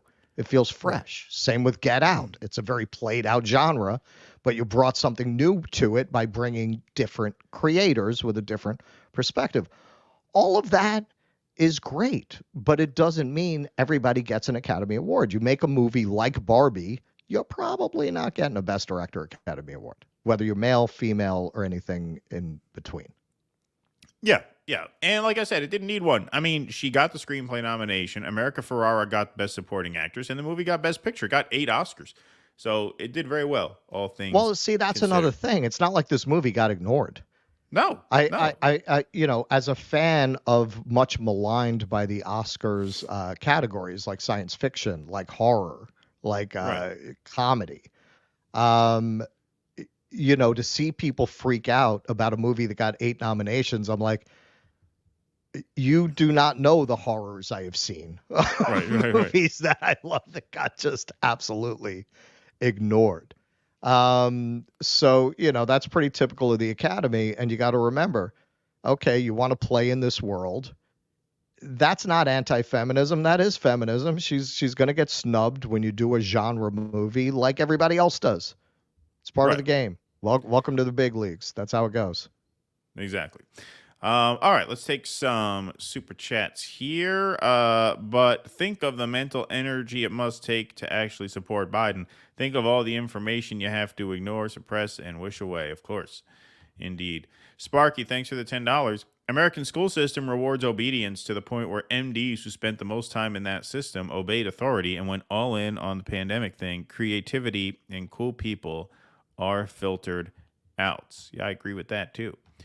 Roberto, especially now as like the creatives really get squeezed out of, especially the art scene, but academia to a certain extent too. Like the harder it is to live, the harder it is to exist in these spaces that are very privileged spaces at the end of the day. It's because New Hampshire Democrat voters suffer from Bonhoeffer's theory of stupidity syndrome. Thank you, Roberto. Excuse me. Keaton, were the Trump supporters in New Hampshire pro-Zionist? What did they think of the genocide in Gaza? They very much took the approach of it's not our business, which is what I expected. A couple of them said things like that one guy said, Israel will always be there because of the Bible, right? Not much support for Gaza there, no. They took basically the Tucker Carlson stance. Like there's 3 varieties of right-wing attitudes towards this. Like you have the Andrew Tates and the Candace Owens who are more pro-Palestine. Then you have the Tuckers who are it's none of our business. And then you have the Ben Shapiro, which is obviously the full-throated Zionist. I didn't see many of them. In fact, I didn't run into any of them. But it was very much that middle sort of Tucker Carlson. It's not in our interest to have anything to do with this. So that's what I observed there. Okay, so I did my research. You were right. Star Wars was nominated. Yes. It was nominated for 16 awards. It won 12, but predictably, all of the 12 that it won were technical categories: art direction, costume design, film editing, score, sound, that kind of thing. Yeah, and it lost to another tiny film, lost to Annie Hall, which is a comedy which never usually wins. Doesn't usually win the top prize. The Bard, thanks for the $10. Registered Dem for 50 years. Quit the party after watching the 2016-2020 Sham primaries. As did I, Bard. I don't have as many years as you do, but I quit as well. Pat Kelpie, thanks for the €2. Appreciate that. Sam, Google Trevor Noah's bit on South Africa miner strike massacre vomit. I will Google that. I have not heard that. Nina left with less. Part-time, so no benefits, just like the rest of us. Thank you, Nina. Sparky, thanks for the $10. Older boomers still read the New York Times and watch The Daily Show. Excuse me. Seniors, including politicians, don't realize that traditional TV hasn't been relevant for years. Time has passed them by. Yes, it is definitely. Well, the thing is, you know who it's relevant with? Older boomers. You know who votes disproportionately? Exactly. Older boomers. So it matters. Right. That's part of why that's part of why you're seeing this real disconnect between like what the country looks and feels like and who actually wins. Exactly. These races. Because that's who shows up. That's who shows up. Indeed. Minnesota has plenty of Native Americans too. Yes. Good point, Sparky. Yes. That would be a good first state. That would be a great first state. Excuse me. Since 1964, D's carried South Carolina in only 1976 in touch. Exactly. Thank you. Exactly. Like, why are you picking a state that the Democrats aren't even competitive in? Right. Yeah, exactly. No, it makes no sense. And the other thing is those upper Midwestern states like Minnesota or Michigan, those are swing states. So it makes perfect sense. Those are swing states. Right. Yep. Let's start a campaign. Yeah. Is your hotspot cooking? You froze for a minute there. But I think so. Yeah. All right. No, that I was doing my mime robot thing. Oh, there you go. Yeah. The CIA MIC loves to use Hollywood gossip to distract from war crimes. It's a true and tried tactic. Indeed. Thank you, Jay Savage. Appreciate that. Okay, let's move right along here. Are you saying Margot Robbie isn't mid? That was a fun segment. That guy. Is she mid? Is she mid? Could Margot Robbie work at Hooters? Yeah. Would she be the prettiest girl at Hooters? No. Okay, I will just Is say, she a nice girl? Yeah. Would she have breakfast ready in the morning if you married her? No. That guy's great. I would refer everybody back to The Wolf of Wall Street. That's one of the most spectacular nude scenes in the history of cinema. Yeah, that's gotten a lot of love in the comments already. Bangin' bod. What, Wolf of Wall Bangin' Street? bod. What's that? What's got a lot of love? Wolf of Wall Street? Yeah, Margot Robbie and Wolf of Wall Street in the chat. People have been mentioning that. Yeah, Jesus. The Wolf of Wall Street. That is literally like a flawless body, like perfect 10. Yeah. And The Wolf of Wall Street, that is an amazing movie. I absolutely love that movie. That movie got a lot of hate when it came out because a lot of people, especially a lot of liberals and even lefties, felt that it glorified him too much. It glorified the debauchery and the greed too much. It didn't come out as strongly against that as it could have, because that came out just like a year and a half after Occupy Wall Street. But I thought that's not really Scorsese's style. He's not a preachy director. He just kind of shows things in all their form very honestly and lets you be the judge. But that movie is fucking hilarious. And that's a 3-hour movie that goes by in an hour for me. That movie is amazing. I absolutely adore that movie. It's a fun antidote to Oliver Stone's Wall Street. Exactly, which was overly preachy. I mean, you talk about a guy who should have gotten Best Director and Best Actor. I mean, I'm sorry. Leo and Scorsese should have won for those. That scene where the lewds kick in alone, and he's got to get from the hotel lobby or wherever he was out to his car. That alone was worthy of an acting Oscar and a directing Oscar. I mean, what an unbelievably good sequence that was. So many. That was just an amazing movie. When they're trying to get into they want to leave on the boat, and they're warned about chop, and Jonah Hill's wife is, so we can't leave, the waters are going to be chopped, there's too much chop. He says, how about I chop your credit card in half? How's that for chop? movie was just fantastic. I love that movie so much. Anyway, moving along here. Okay, this was funny. You know, obviously what's happening in Israel, Gaza is not funny, but it creates funny moments like this at a Burlington City Council meeting where someone speaking up in favor of Israel made an unfortunate choice of words. And I would like to use the rest of my time to say how appalled I am that people are bringing up the Holocaust. Do not use other genocides to describe this one. I have been... Oh.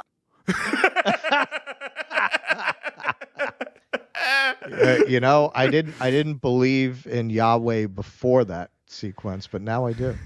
What did she put in her mouth? Is that her father's yarmulke that she put in her mouth when she realized she fucked up? Let's watch this one more time. This was just great. It's great how they caught it, the audience caught it, and then she caught it. Oh, that's phenomenal. And I would like to use the rest of my time to say how appalled I am that people are bringing up the Holocaust. Do not use other genocides to describe this one. I have been... Oh. Boy, things are gonna be rough for her around the shul for a couple of months. Oh my God! Genocides to describe this one. I have been... Oh. Oh man. Oh, no, man. What I really think she needs is a Gaza vacation. Yeah. She needs to go and hang out with some people her age in Gaza, and they have a lot of fun games. They have the 500-meter dash to get away from the IDF soldiers. They have the hide and seek in the crumbling building. She should go meet some of her peers in Gaza, and then come back and see what her testimony is. Yeah. Don't use another genocide to describe this one. Well, that might explain this. More than 1/3 of Americans believe Israel is committing genocide, new poll shows. More than 1 in 3 Americans believe Israel is committing genocide against Palestinians, a poll published Wednesday has found. According to the Economist YouGov poll, roughly equal numbers of adults believe Israel's military campaign against Palestinians, which is estimated to have killed more than 25,000 people since October 7th, amounts to genocide. 35% say it is, 36% say it isn't, with 29% undecided. Among younger Americans and along political lines, divisions are more prominent. Almost half of those surveyed, aged 18 to 29, 49%, say Israel is committing genocide, with 24% disagreeing and 27% uncertain. We got a super chat asking a related question to this next part earlier, but here it is. The figures are broadly similar for registered Democrats, who believe 49-21 in the genocide characterization, while 30% are undecided. Republicans are far more supportive of Israel's actions, with 57% of respondents saying there is no genocide, only 18% saying there is, and exactly 1/4 unsure. So this explains why Biden is having a big problem with his base, because half of the base believes that there is a genocide that he is actively helping. And the other number that you have to look out for here is that the number of undecideds, especially amongst young people and amongst Democrats, is very high. So just because only 35% say it is, you have 29% undecided. With young people, you have 27% uncertain. So only 24% of young people say no, Israel is not committing genocide. Which means the longer it goes on, the more people are going to fall into the yes column. Right. Exactly. Yeah, it's not likely to go the other way. No. Oh, I heard it might have been a genocide, but they're handing out hot cocoa. So right. I guess now, 7 months later, I've changed my mind. You're only going to be convinced in the yes direction. And so, yeah, I mean, the tables have very much turned, which is why even this girl, even this one, she looks 18 to 29. Other genocides to describe this one. I mean, she looks younger than that. You think she's a high schooler? I think she's a high schooler. I think that girl's like 16. 17. Well, why'd they let her talk? Why they? Well, because they thought she'd be a sympathetic figure. Right. She had to choose her words a little more carefully then. Yeah, no, she's it's funny because she's being so self-righteous. Right. Yeah. Don't you compare? How dare you? How dare you? Use the past genocide to describe this one. Oh, boy. We are not building ovens. We are bombing ovens. Yeah, right. Yeah, exactly. Oh, that's something. That's something. All righty. Let's take a few more super chats here. And then we got one more segment on the day before we bid you guys farewell. Why is a DNA test illegal in Israel? You know, I just found out about that. I just saw something heard about that. Yes, a DNA test is illegal in Israel. And you're not allowed to give yourself a DNA test in Israel? And if you you can't order a DNA test. If you've had a DNA test, it's illegal to talk about the results of your DNA test in Israel. Wow. Because it's going to prove that none of them are descended from the region. Yeah. That's why. That's because crazy. everyone's I took a genetics test. I didn't come up being from fucking the Middle East. Yeah. Nobody would. Nobody would. Right. I mean, maybe the Sephardics. Definitely not the Ashkenazis. No, of course not. But I thought, I mean, that's surprising to me that it's against the law. You think they're brazen enough to just not give a shit. They just embrace that, yeah, this is a colonial project, right? But no, I guess you're not allowed to even ask the I question. just found out amazing. about that. Yes. I mean, talk about giving away the game. Yeah. I thought this is your land. You should embrace 23andMe. Right. You should have them on every corner to show how long your bloodline goes back in this country. Yeah. Wow, that's amazing. Sparky, thanks for the $5. Keaton and Pete Buttigieg are both Maltese. Coincidence? Haha. Yeah, no, Pete Buttigieg is Maltese. Apparently, Buttigieg is a very common Maltese last name, which I didn't know. Yeah, apparently. But yes, we are both Maltese. Thanks for the $1.99. Forrest Gump won over Pulp Fiction. Yep, that's correct. Forrest Gump won that year. Thank you, Cool Blue. See, Cool Blue's got all the political history and the Oscar history. This is, I mean, that's an example, but quickly, I stopped watching the Oscars because Dances with Wolves was the movie in 1990 or 91, I think 90, right? That the Academy just could not virtue signal enough how much they supported the message of Dances with Wolves. So Goodfellas was released the same year as Dances with Wolves, and it got snubbed in pretty much every category. Like they just gave everything to Dances with Wolves, whether Kevin it deserved Costner, it or not. Director, yep. Everything. And it was fucking ridiculous. And I said after that, well, why even watch this? Like, if it's this disconnected from reality, like if it's this much about the internal politics of the Academy and Hollywood, why, what do you watch this for? So that would really be my message to anyone who's upset about the way that went. Why do you care? Right. Why do you care? The Academy Awards has never been fair or reasonable or grounded in anything real. Exactly.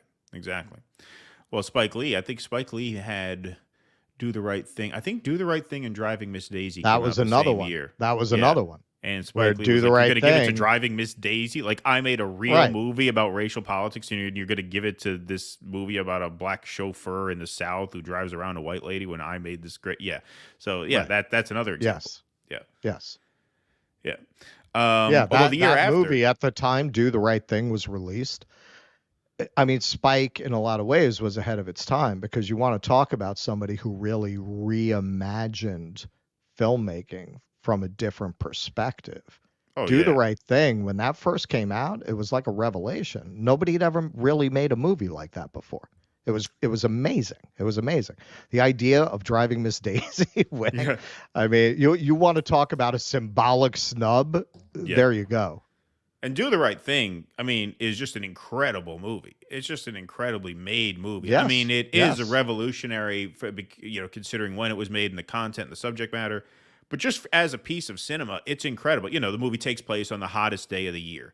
And they filmed it using this very bright color palette to the point where you actually feel hot watching that movie. You actually feel sweaty and uncomfortable just through the power of the visuals. It really conveys a whole climate, not just visually, but the movie just really absorbs you. It's an incredible movie. That's a true great. That is in the canon of great American cinema. For sure. Well, not only that, it's one of the great New York movies. Like, that movie could only have been set in New York.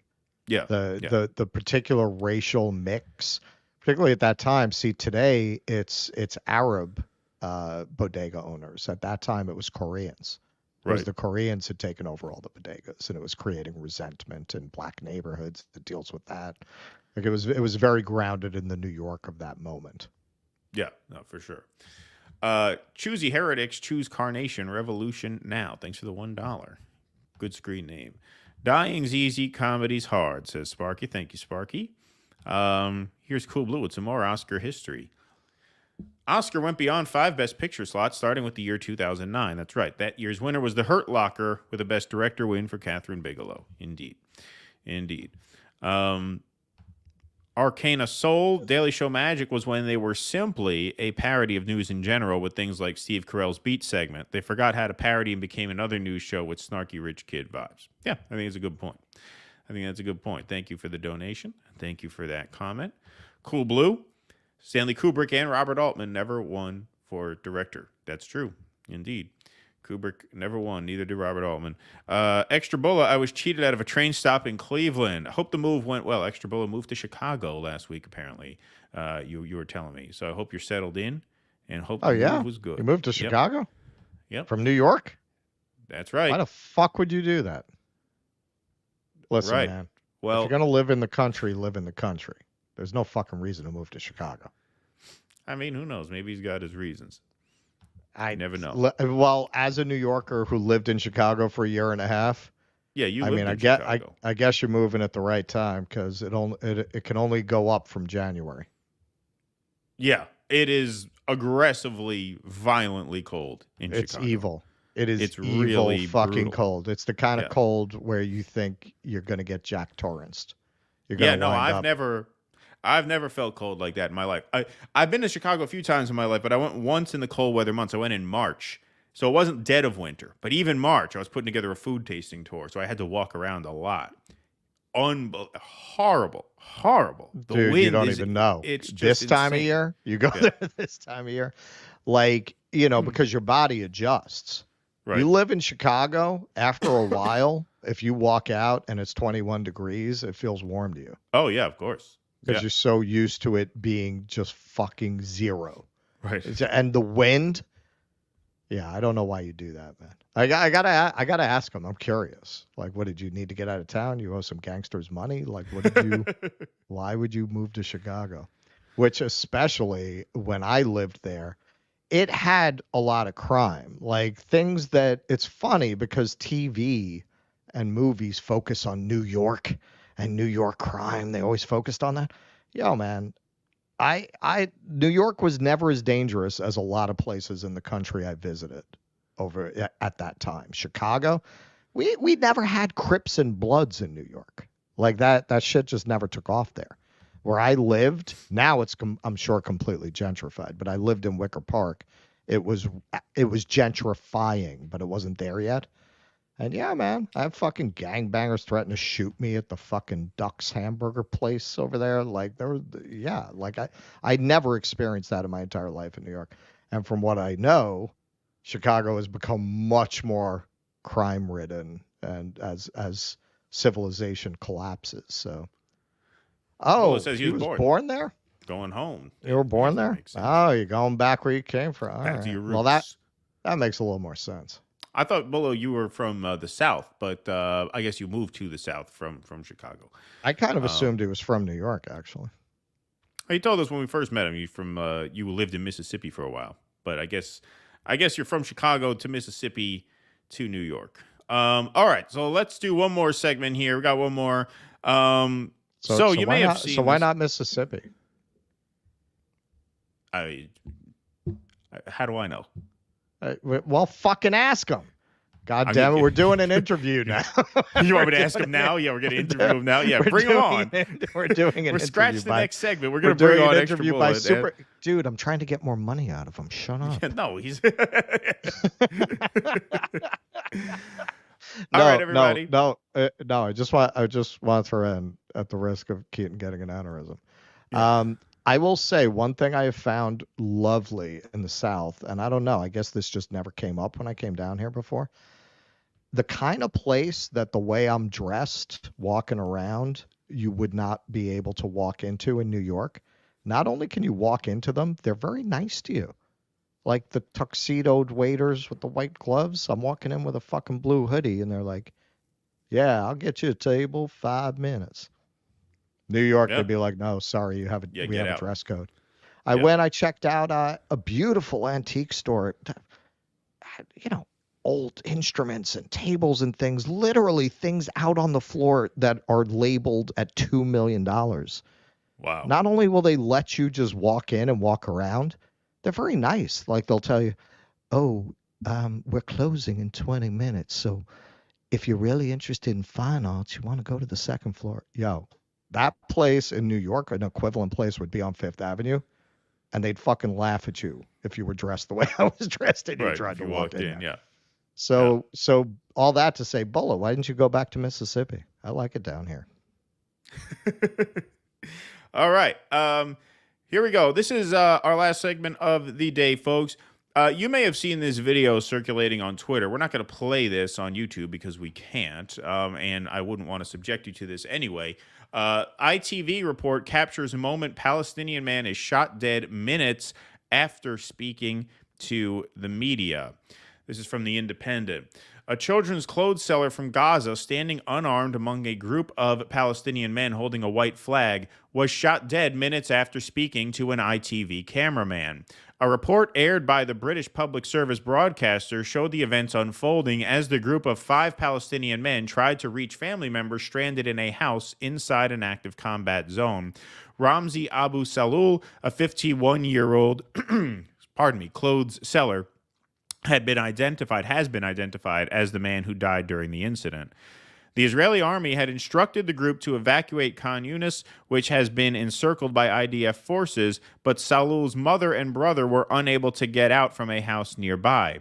According to John Irvine, a foreign correspondent for ITV News who presented Tuesday evening's report, the 5 men were, quote, doing their utmost to appear non-threatening to Israeli soldiers nearby. They were trying to proceed with care. Minutes before being shot dead, the middle-aged English-speaking Palestinian man told ITV, "Nowhere is safe in Gaza. Everywhere you find the Israeli army, they shoot us at home, in any building, and in the street. The Israelis came to us and told us to evacuate, but they didn't let my brother out. We want to go and try and get them, God willing." As smoke billowed and gunfire echoed in the background, signaling nearby combat, the ITV cameraman concluded the interview and walked away. ITV said the cameraman turned to get one last picture of the group when gunfire rang out again. The broadcaster aired footage which showed the group ducking for cover and moving away as the shots rang out. And if you watch the video, the man was actually killed. So, some journalists had some questions for the United States State Department about this. Here is how this briefing went. Go ahead in the back. Yeah. You may have had the chance to see some of the footage shot by our cameraman in the Gaza Strip, widely shared online, showing a group of men waving a white flag, representing no threat whatsoever, unarmed, and moving south to try and reach some relatives. The IDF opened fire, as you can see on that video, and killed one of them, Abu Salul. I wonder what your response to that is, and whether you think from watching that video whether that potentially represents a war crime. I have seen that footage, but I am not going to comment on the specifics around that, given I'm not aware of the full circumstances on the ground. And as we've said before, this is not an American operation. But beyond that, please don't. I'm happy to take your questions if you'll allow me. To answer. I don't interrupt you, and I ask you to not do the same.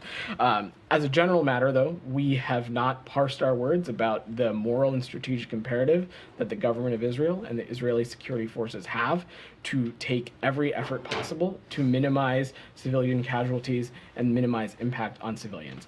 As it relates to the footage, you just parsed your words. You're parsing your words right now. All you've done is parse your words. All you've done is say, we believe that it is in the best interest of Israel and the United States for Israel to carry out their operations in accordance with international law, and we have expressed concern to them about the excess Palestinian debt. Like, that is parsing your words. Calling it anything but a war crime is parsing your words. You're doing that as you speak right now. And this isn't done. A few different journalists kind of dogpile this guy, rightfully so. Anything to add before we go on? No. He's doing a good job speaking for himself, this fucking ghoul. That your organization has shared. Again, I'm just going to refrain from commenting on specific operations as we do not have full circumstances of what on the ground from here. This isn't an American operation. I'm not on the ground there to speak to the full parameters of the situation. But again, any civilian death is heartbreaking, and any civilian life lost is one too many. And we have made that clear with the Israelis, and will continue to do so. Okay, this guy's just explained the footage, and he explained that the guy was holding a white flag, and according to this State Department guy, he watched the footage himself. So here's the follow-up. Comment about it being heartbreaking, which is a platitude we often hear. Would you urge, given that you broadly support the IDF operations in the Gaza Strip, would you support a Israeli investigation of what happened in that video? Given that they're waving a white flag and they represented no threat. That is for the IDF to undertake and determine based on the circumstances of that situation. What I will say is that we have been clear to our Israeli partners that they need to take every possible measure to avoid civilian harm during an operation and investigate credible allegations of law or of war violations when they arise. But law of war violations, not war crimes. Law of war violations, Mister. We don't parse words. We don't parse words. That was cute. That was cute. I like that. You have to speak to. Just on this, Vedant, you said that we don't have the full facts or something like that in a minute. Like, did you actually reach out specifically to Israel about this footage and try to get whatever the facts that you guys are seeking? This footage just arrived earlier this morning, so I don't have any specifics of our diplomatic conversations around this to speak to. How about the footage that arose last week and the week before and the week before and the week before and the week before? Yeah, where there have been, if not similar, awfully close instances. Have you ever gotten an explanation from the Israelis? Have you ever gotten I think him and the British guy need to have a cultural stereotype off. Yeah, right. Yeah, exactly. Yeah. Yeah. Well, what about the week before and the week? Yes, well, that's a platitude we hear quite often. Dun dun dun dun dun dun dun. Yeah, right. Exactly. Yeah, this guy's definitely giving off American vibes. But a great question. A great question. So he asked him. So let's hear this question. If not similar, awfully close instances. Have you ever gotten an explanation from the Israelis? Have you ever gotten a finding from the Israelis of what their investigation, if they promised one? In other words, he's saying, okay, yeah, you've been telling us at these briefings for months now that you're going to look into these atrocities as they happen day after day, week after week.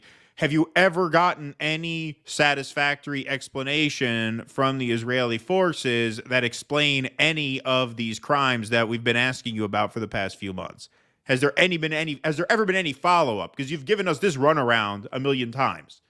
I'm not going to speak to private diplomatic conversations, Matt. And there you go. Something that we raise continuously with the Israelis. The secretary has done so. Other officials in our government have done so, and will continue to do it. What the? I mean, this goes back to what Max Blumenthal had that exchange with Matthew Miller, where he said all of our disagreements with Israel are going to be done in private. So why even have the press corps come and ask you questions like, "What are you there for?" You refuse to give anybody any answers, right? We hear about this horrible thing that happened in the news. We come here, we ask you about it. Have you been in communication with Israel about it? Well, yes. Okay, what did they say? Well, we can't say what they said. You don't have a right to know what they said. As if we don't have a right to know what their explanation is for murdering someone in the streets who was waving a white flag. That's not in the public interest to know that when we're paying for all of this, and this is all being done in our name. You won't give us an answer, not just on this, but as that reporter just said, that's why his question was right on the money. This isn't the first time we've come to you with these questions, and we get stonewalled every single time. Well, and that's all they're going to do, because what else can they do? Yeah. It couldn't be more cut and dry. The ITV was right there. They had just interviewed this poor man, and they caught it all on camera. What can you respond to that? We are funding one of the great atrocities in the history of the world. It's happening in real time. And how do they defend that? They have to stonewall, allude to things that are above your pay grade that we can't talk about, and that they're just going to keep doing that as this slaughter continues, clearly. Yep. Have you ever gotten an answer from the Israelis? I'm just not gonna speak to the privacy of certain diplomatic conversations, Matt. But fucking privacy. Privacy? That's protected by privacy? A taxpayer-funded annihilation of a people? The conversations about that are privileged and private? How the fuck can you say this? How the fuck, it was Greenwald who tweeted out a similar thing to a point I was going to make. How do you debase yourself in this way? What does it take for a person? I understand this guy is not the architect of the policy. Yes. What does it take for a person? How little humanity do you have in you that you could go up there and stand in front of a microphone and spout this shit? Could anybody in this audience do it? Could you do it? They're like tobacco lobbyists. Yeah. Yeah. That's what these guys all remind me of. There are certain jobs where it is just understood. You check your conscience at the door. And because of the peculiar ethos of our elites, if you're making good money, and you can buy the toys, and you can signal the status, there's nothing wrong with it. Right. Imagine if Merrick Garland, imagine if the Attorney General, I don't know who was Attorney General under George Floyd, I think it was Barr at the time.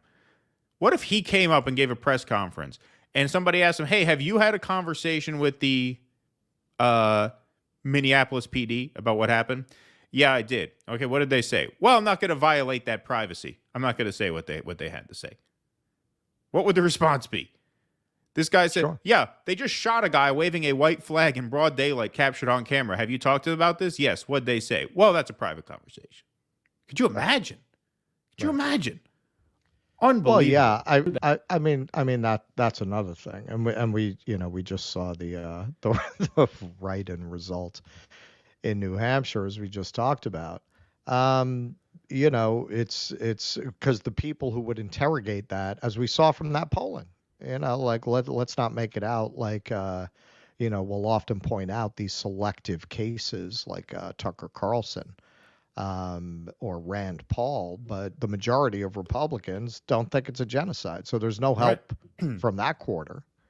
And the Democrats, who are the ones who might interrogate this, they're busy now rallying around their man Biden. That's what you're seeing now. People who felt like a few months ago they could offer some reservations about Biden, no, now they're all in. Yeah, yep. Biden saved the country. What? Somebody said that to me the other day. What the fuck do you live in the country? Are you an expat? Where did you get that idea? Even Sean Fain did his little chest puff. Well, your endorsement has to be earned. No, it doesn't. Yeah. Apparently not. That there is a moral and strategic imperative to take as many steps as possible to minimize civilian casualties.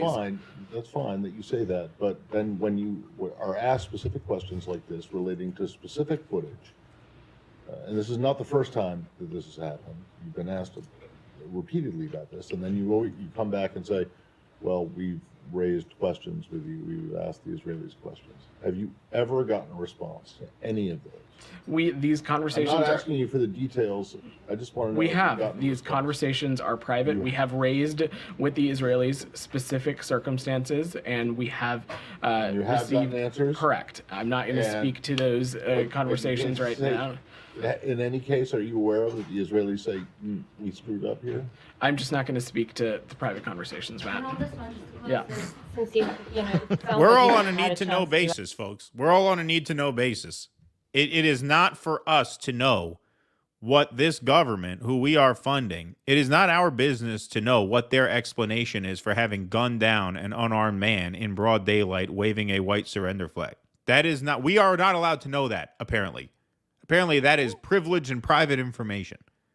Well, and this is a government, and this is a political party that has become absolutely accustomed to not having to answer to its voters. That's really how you get this. That's how you get there. What?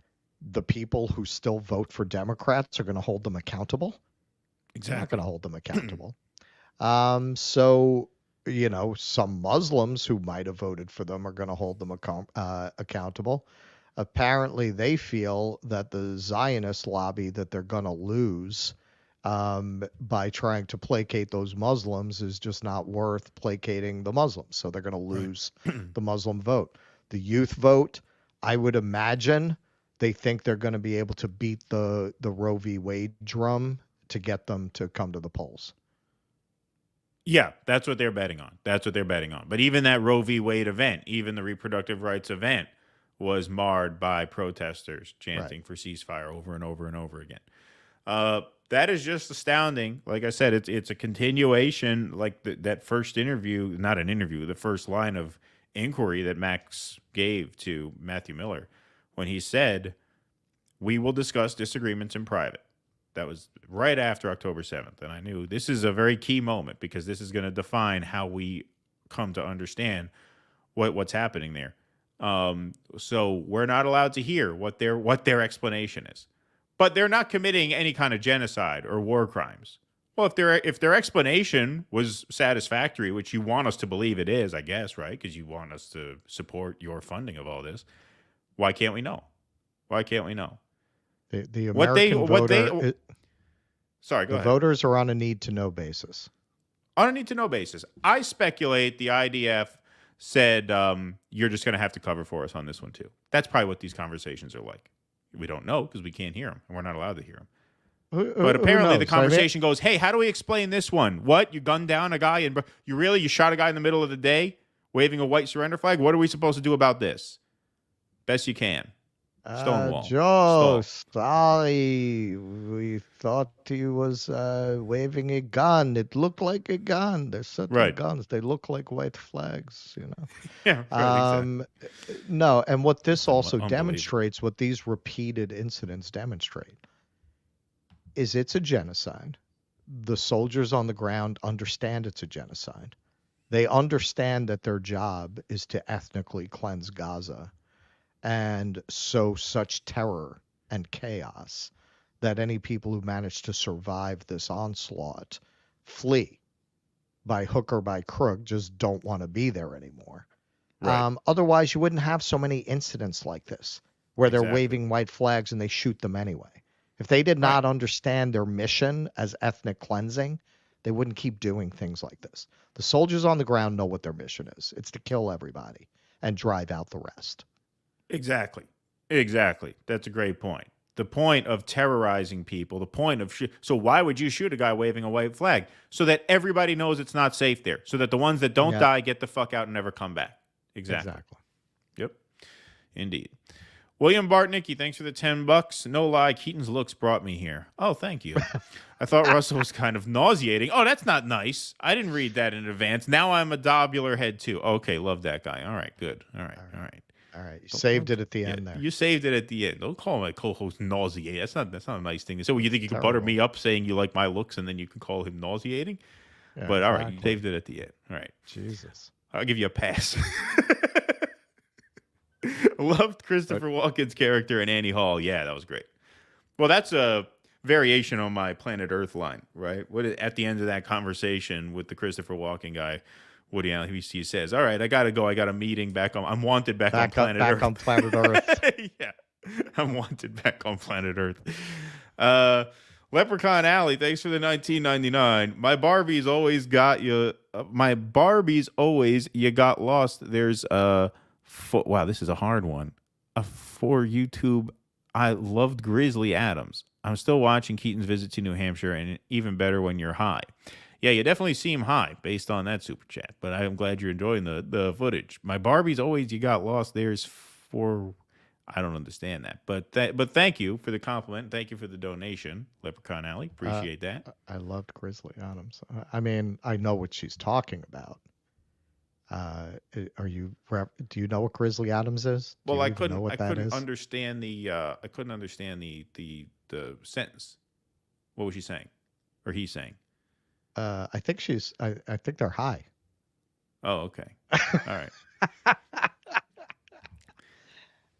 Thanks to the $9.99, Eminem. I discovered you guys through Jimmy Dore. You've quickly become my favorite show in the space. Well, thank you very much. That's very kind of you. Appreciate that.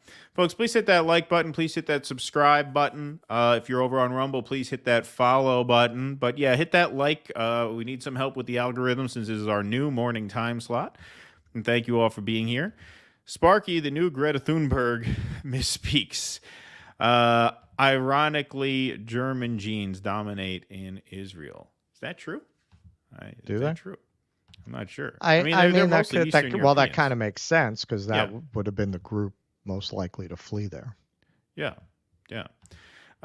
Thanks, Sparky, for the $5. Spike Lee went to school in Atlanta, and Driving Miss Daisy was set and filmed in Atlanta. It was Atlanta's time to shine. We soon hosted the Olympics. That's right, the 96 Olympics. I was there in Atlanta. Was I there in the summer? My parents used to work a craft show in Atlanta. My parents made jewelry and showed them at wholesale shows. And there was a big one in Atlanta that we used to do every year. So I was there the year that you guys hosted. You know, it was really fun for a kid in Atlanta, the Coca-Cola Museum. That place is a trip. When you're a kid in a soda museum, they have these fountains that shoot soda across the room and down into a funnel and into a bottle. That was a lot of fun. The people of Atlanta were great. Where the rats are swimming around in the corn syrup, or no? Yeah, right, exactly. The secret ingredient room. Atlanta's great. You know what chain I used to love down there? It's not exclusive to Atlanta, but it's like down south, is Sub's Miami Grill. I love those curly fries there. Ooh, those are good. Those are good. Keaton, thank you for the 2024 New Hampshire primaries coverage, Cool Blue. I figured you'd like that, Cool Blue, so thank you.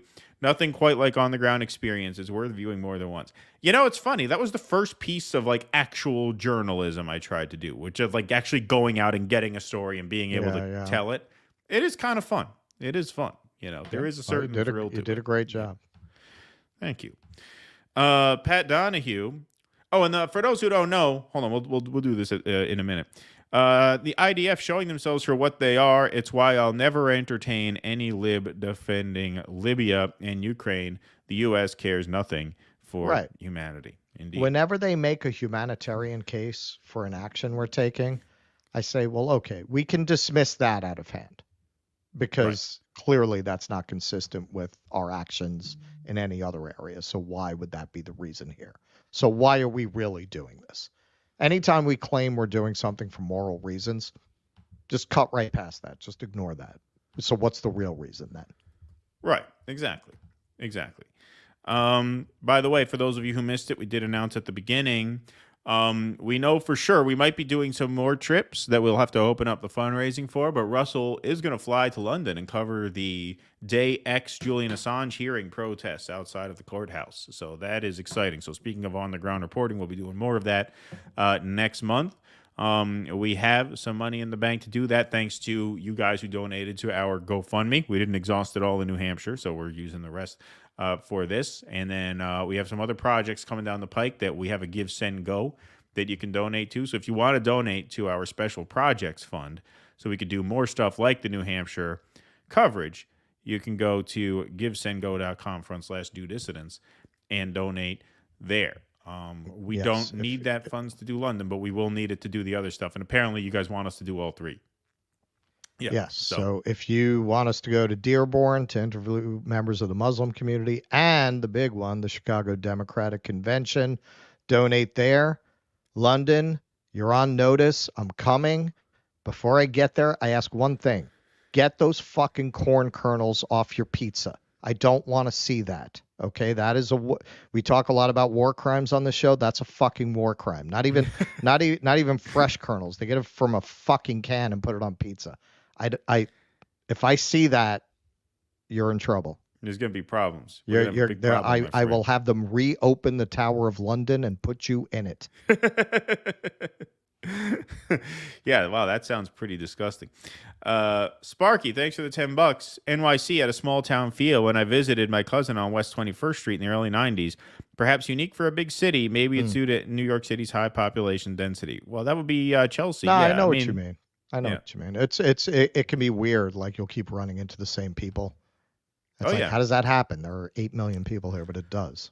In those neighborhoods, it does. When I used to do tours in the West Village, I would run into the same people all the time. All the time. Well, that's part of what, for a New Yorker, that's part of what's so disconcerting about LA. Yeah. Because it's such a sprawling suburb, you feel like there's no city. There's right. You don't get that same thing. Right. You don't just run into the same people. Yeah. Yeah. No, I used to see the same people all the time. I saw Alec Baldwin a bunch of times. Philip Seymour Hoffman, poor guy. I saw him all the time in the West Village riding his bike around. Nick Wesley, as a Chicagoan, I resent that statement, Russell. Which one? Yeah, which one? Yeah. Be specific.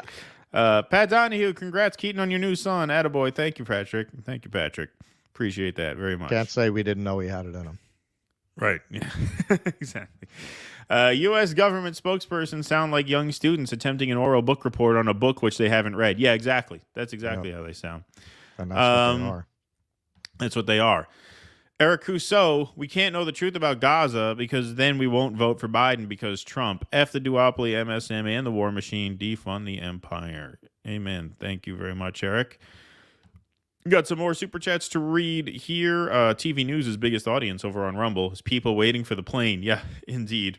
This one. Fat Sagar is the perfect mascot to represent the panic of the failing empire. Yeah. Penny Arcos, thanks for the $2. Minneapolis PD versus Ricky Cobb. Now the big DEI fight. Interesting. I'll have to look into that. Jesse West, thanks for the $2. Appreciate that. And let's get our cowbell out. We probably owe Sparky a cowbell too, since he's given us a lot this stream. But from Jimmy H. Russell, can you hit the cowbell while I read this? Perfect. Thank you for that donation. That's lovely. There he is. Thank you very much, Jimmy H. Our Israeli partners, how about a divorce due to irreconcilable differences and no alimony? Watching that video, as the spokesperson obviously did, and not even having a comment on a human level, demonstrates the utter lack of empathy these ghouls have. Yeah. The guy watches the video and comes out and says that. Well, just incredible. We don't know what happened there. Yeah, no. They told us. They gave us their explanation, but we can't tell you what it was. It's private. Keaton, I was amazed at the Haley supporter, says Dominic Morrow, who thinks Putin's goal is to invade all of Europe. How did you keep from laughing in his face? Yeah, the one guy. He's going to go to Latvia. He's going to go to Estonia. Yep. Well, yeah. I mean, we talked about this when we did the stream, especially at the Haley. That was just a Howard Dean tribute. Next, he's going to Poland. Then he's going to Lithuania. He's going to London. Yeah. You know, when you're out there, especially at the Haley events, like with the Trump events, with the Trump events, you got to worry about them taking a swing at you, especially if they're loaded, especially if they're wasted, like the one guy was who was going back and forth with me. But at the Haley events, those are very small events, and they have their staffers walking around handing out literature on the line, and the police are there. So if you get into it with somebody, if you say something that pisses somebody off, and they start yelling at you, and you start yelling back, they would probably not kick me out of the parking lot, although they might. But they wouldn't let me into the event at the very least. Right. If they saw I was there to make trouble, they weren't going to let me inside. And I wanted to get inside. I had to get inside to watch the event itself. And so that's why I had to do it the way I did. Yeah, it's very easy, I could say from experience, because when I went to that rally that Jose was at across from the UN, Yeah, man, you can start interviewing somebody you strongly disagree with. Like I was interviewing this RFK guy. We wound up not using a lot of that footage. Yeah, man, 5 minutes in, I'm screaming at that guy. Like once you start going there, right, then you're gonna go there. Like you have to just not even go down that road. You have to Right. just ask questions. Once you Right. start asserting an opinion, pretty soon you're debating. Once you're Right. debating, pretty soon it starts getting hot, and that's why most of that footage didn't get used, because I felt like, I mean, it's not an interview at that point. Right. Yeah. And, like, so for that one, you try to do the Michael Moore thing where you prod them with questions where you act like you're very friendly and sympathetic. You say, That's you say we're defending democracy in Ukraine, which, I get that. I understand that. But what if it comes out that, for instance, they suspend elections? Then at that point, what will you have to say? Like, you just kind of go there with that. And he's like, well, corruption is an issue there. But, what country isn't corrupt, And you say, yeah, no, exactly. No, that makes a lot of sense. And then you go on to the next That's one. the Michael Moore. Yeah, that's the Michael Moore. Back from the road, the reason they want to keep Israeli response private is because Israel said, get fucked and send more money before we quit funding your PAC. Yeah, exactly. That's how those go. Yep. That's how those actually go. William Bartnicki, thanks for the $5. I said I ended up a dobular head. Take the win. You guys are my favorite. I know, we're busting your balls, but I know. You say breaking your fucking balls. Yeah. We're gonna send you a fucking bobblehead now. A dobular bobblehead. Get a his bobular. Yeah, send your address. Yeah. Sparky, thanks for the $10. As a teenager, Dad was a soda jerk at Jacobs Pharmacy. Wow, they were the first soda fountain to serve Coca-Cola. His boss, Dr. Jacobs, studied under Crawford Long, who pioneered anesthetic surgery. Wow, that's interesting. Wow, that's a cool story. All righty, everybody. That's our show for today. We thank you very much for being here. We got a couple days off now, which I got to say feels kind of good. Between 2 days on the ground in the freezing cold New Hampshire, editing on Monday, streaming on Monday, streaming on Tuesday, streaming yesterday for the patrons, and streaming today. I'm ready for a day off, I got to tell you. I do love you guys, but I am looking forward to this short break. Tomorrow I am on the plane back to LA. I'm doing the live show Saturday. That's right. Jimmy Russell will be live with Jimmy Dore and friends at what? Two Roads Comedy Club? Two Roads Theater? I think that's what it's called, which apparently is a very intimate venue. It's like 50, 60. Yeah, it's like 50 seats.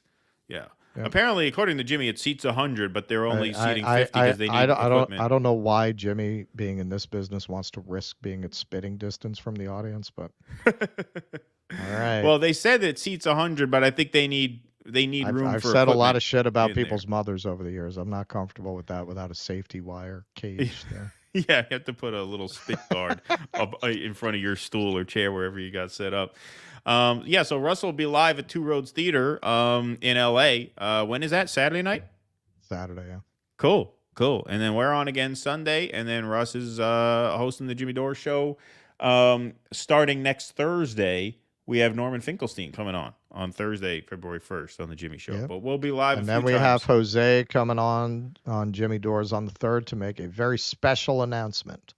Beautiful. Yep. We're looking forward And to we're that. going to get our first look at the Jose documentary, right? Which will premiere the following night, February 4th. Yeah. So we'll just drop a little Big week. teaser that night. And yeah, big week for sure. William Bartnicki, I'm an environmental graduate. I like RFK. I'd be down to debate. He's a goon in a lot of ways, but has done more for this country than Biden or Trump. I mean, that's like saying he's done more for the country than syphilis. Yeah, indeed. Like what does that mean? Russell means Jose Vega, our friend Jose Vega, the activist, the anti-war activist who inspired Russell and I to start screaming at politicians ourselves. So Jose is making his mark on the world for sure. All right, everybody. Thank you so much for being here this morning. We appreciate you all. We will see you again Sunday night, 7 p.m. right back here. Thanks once again for today. Have a fun and safe weekend until we see you all again. Of course, be safe and be well. Oh, dropped it. Oy. Hey. I'm so wasted. Courage.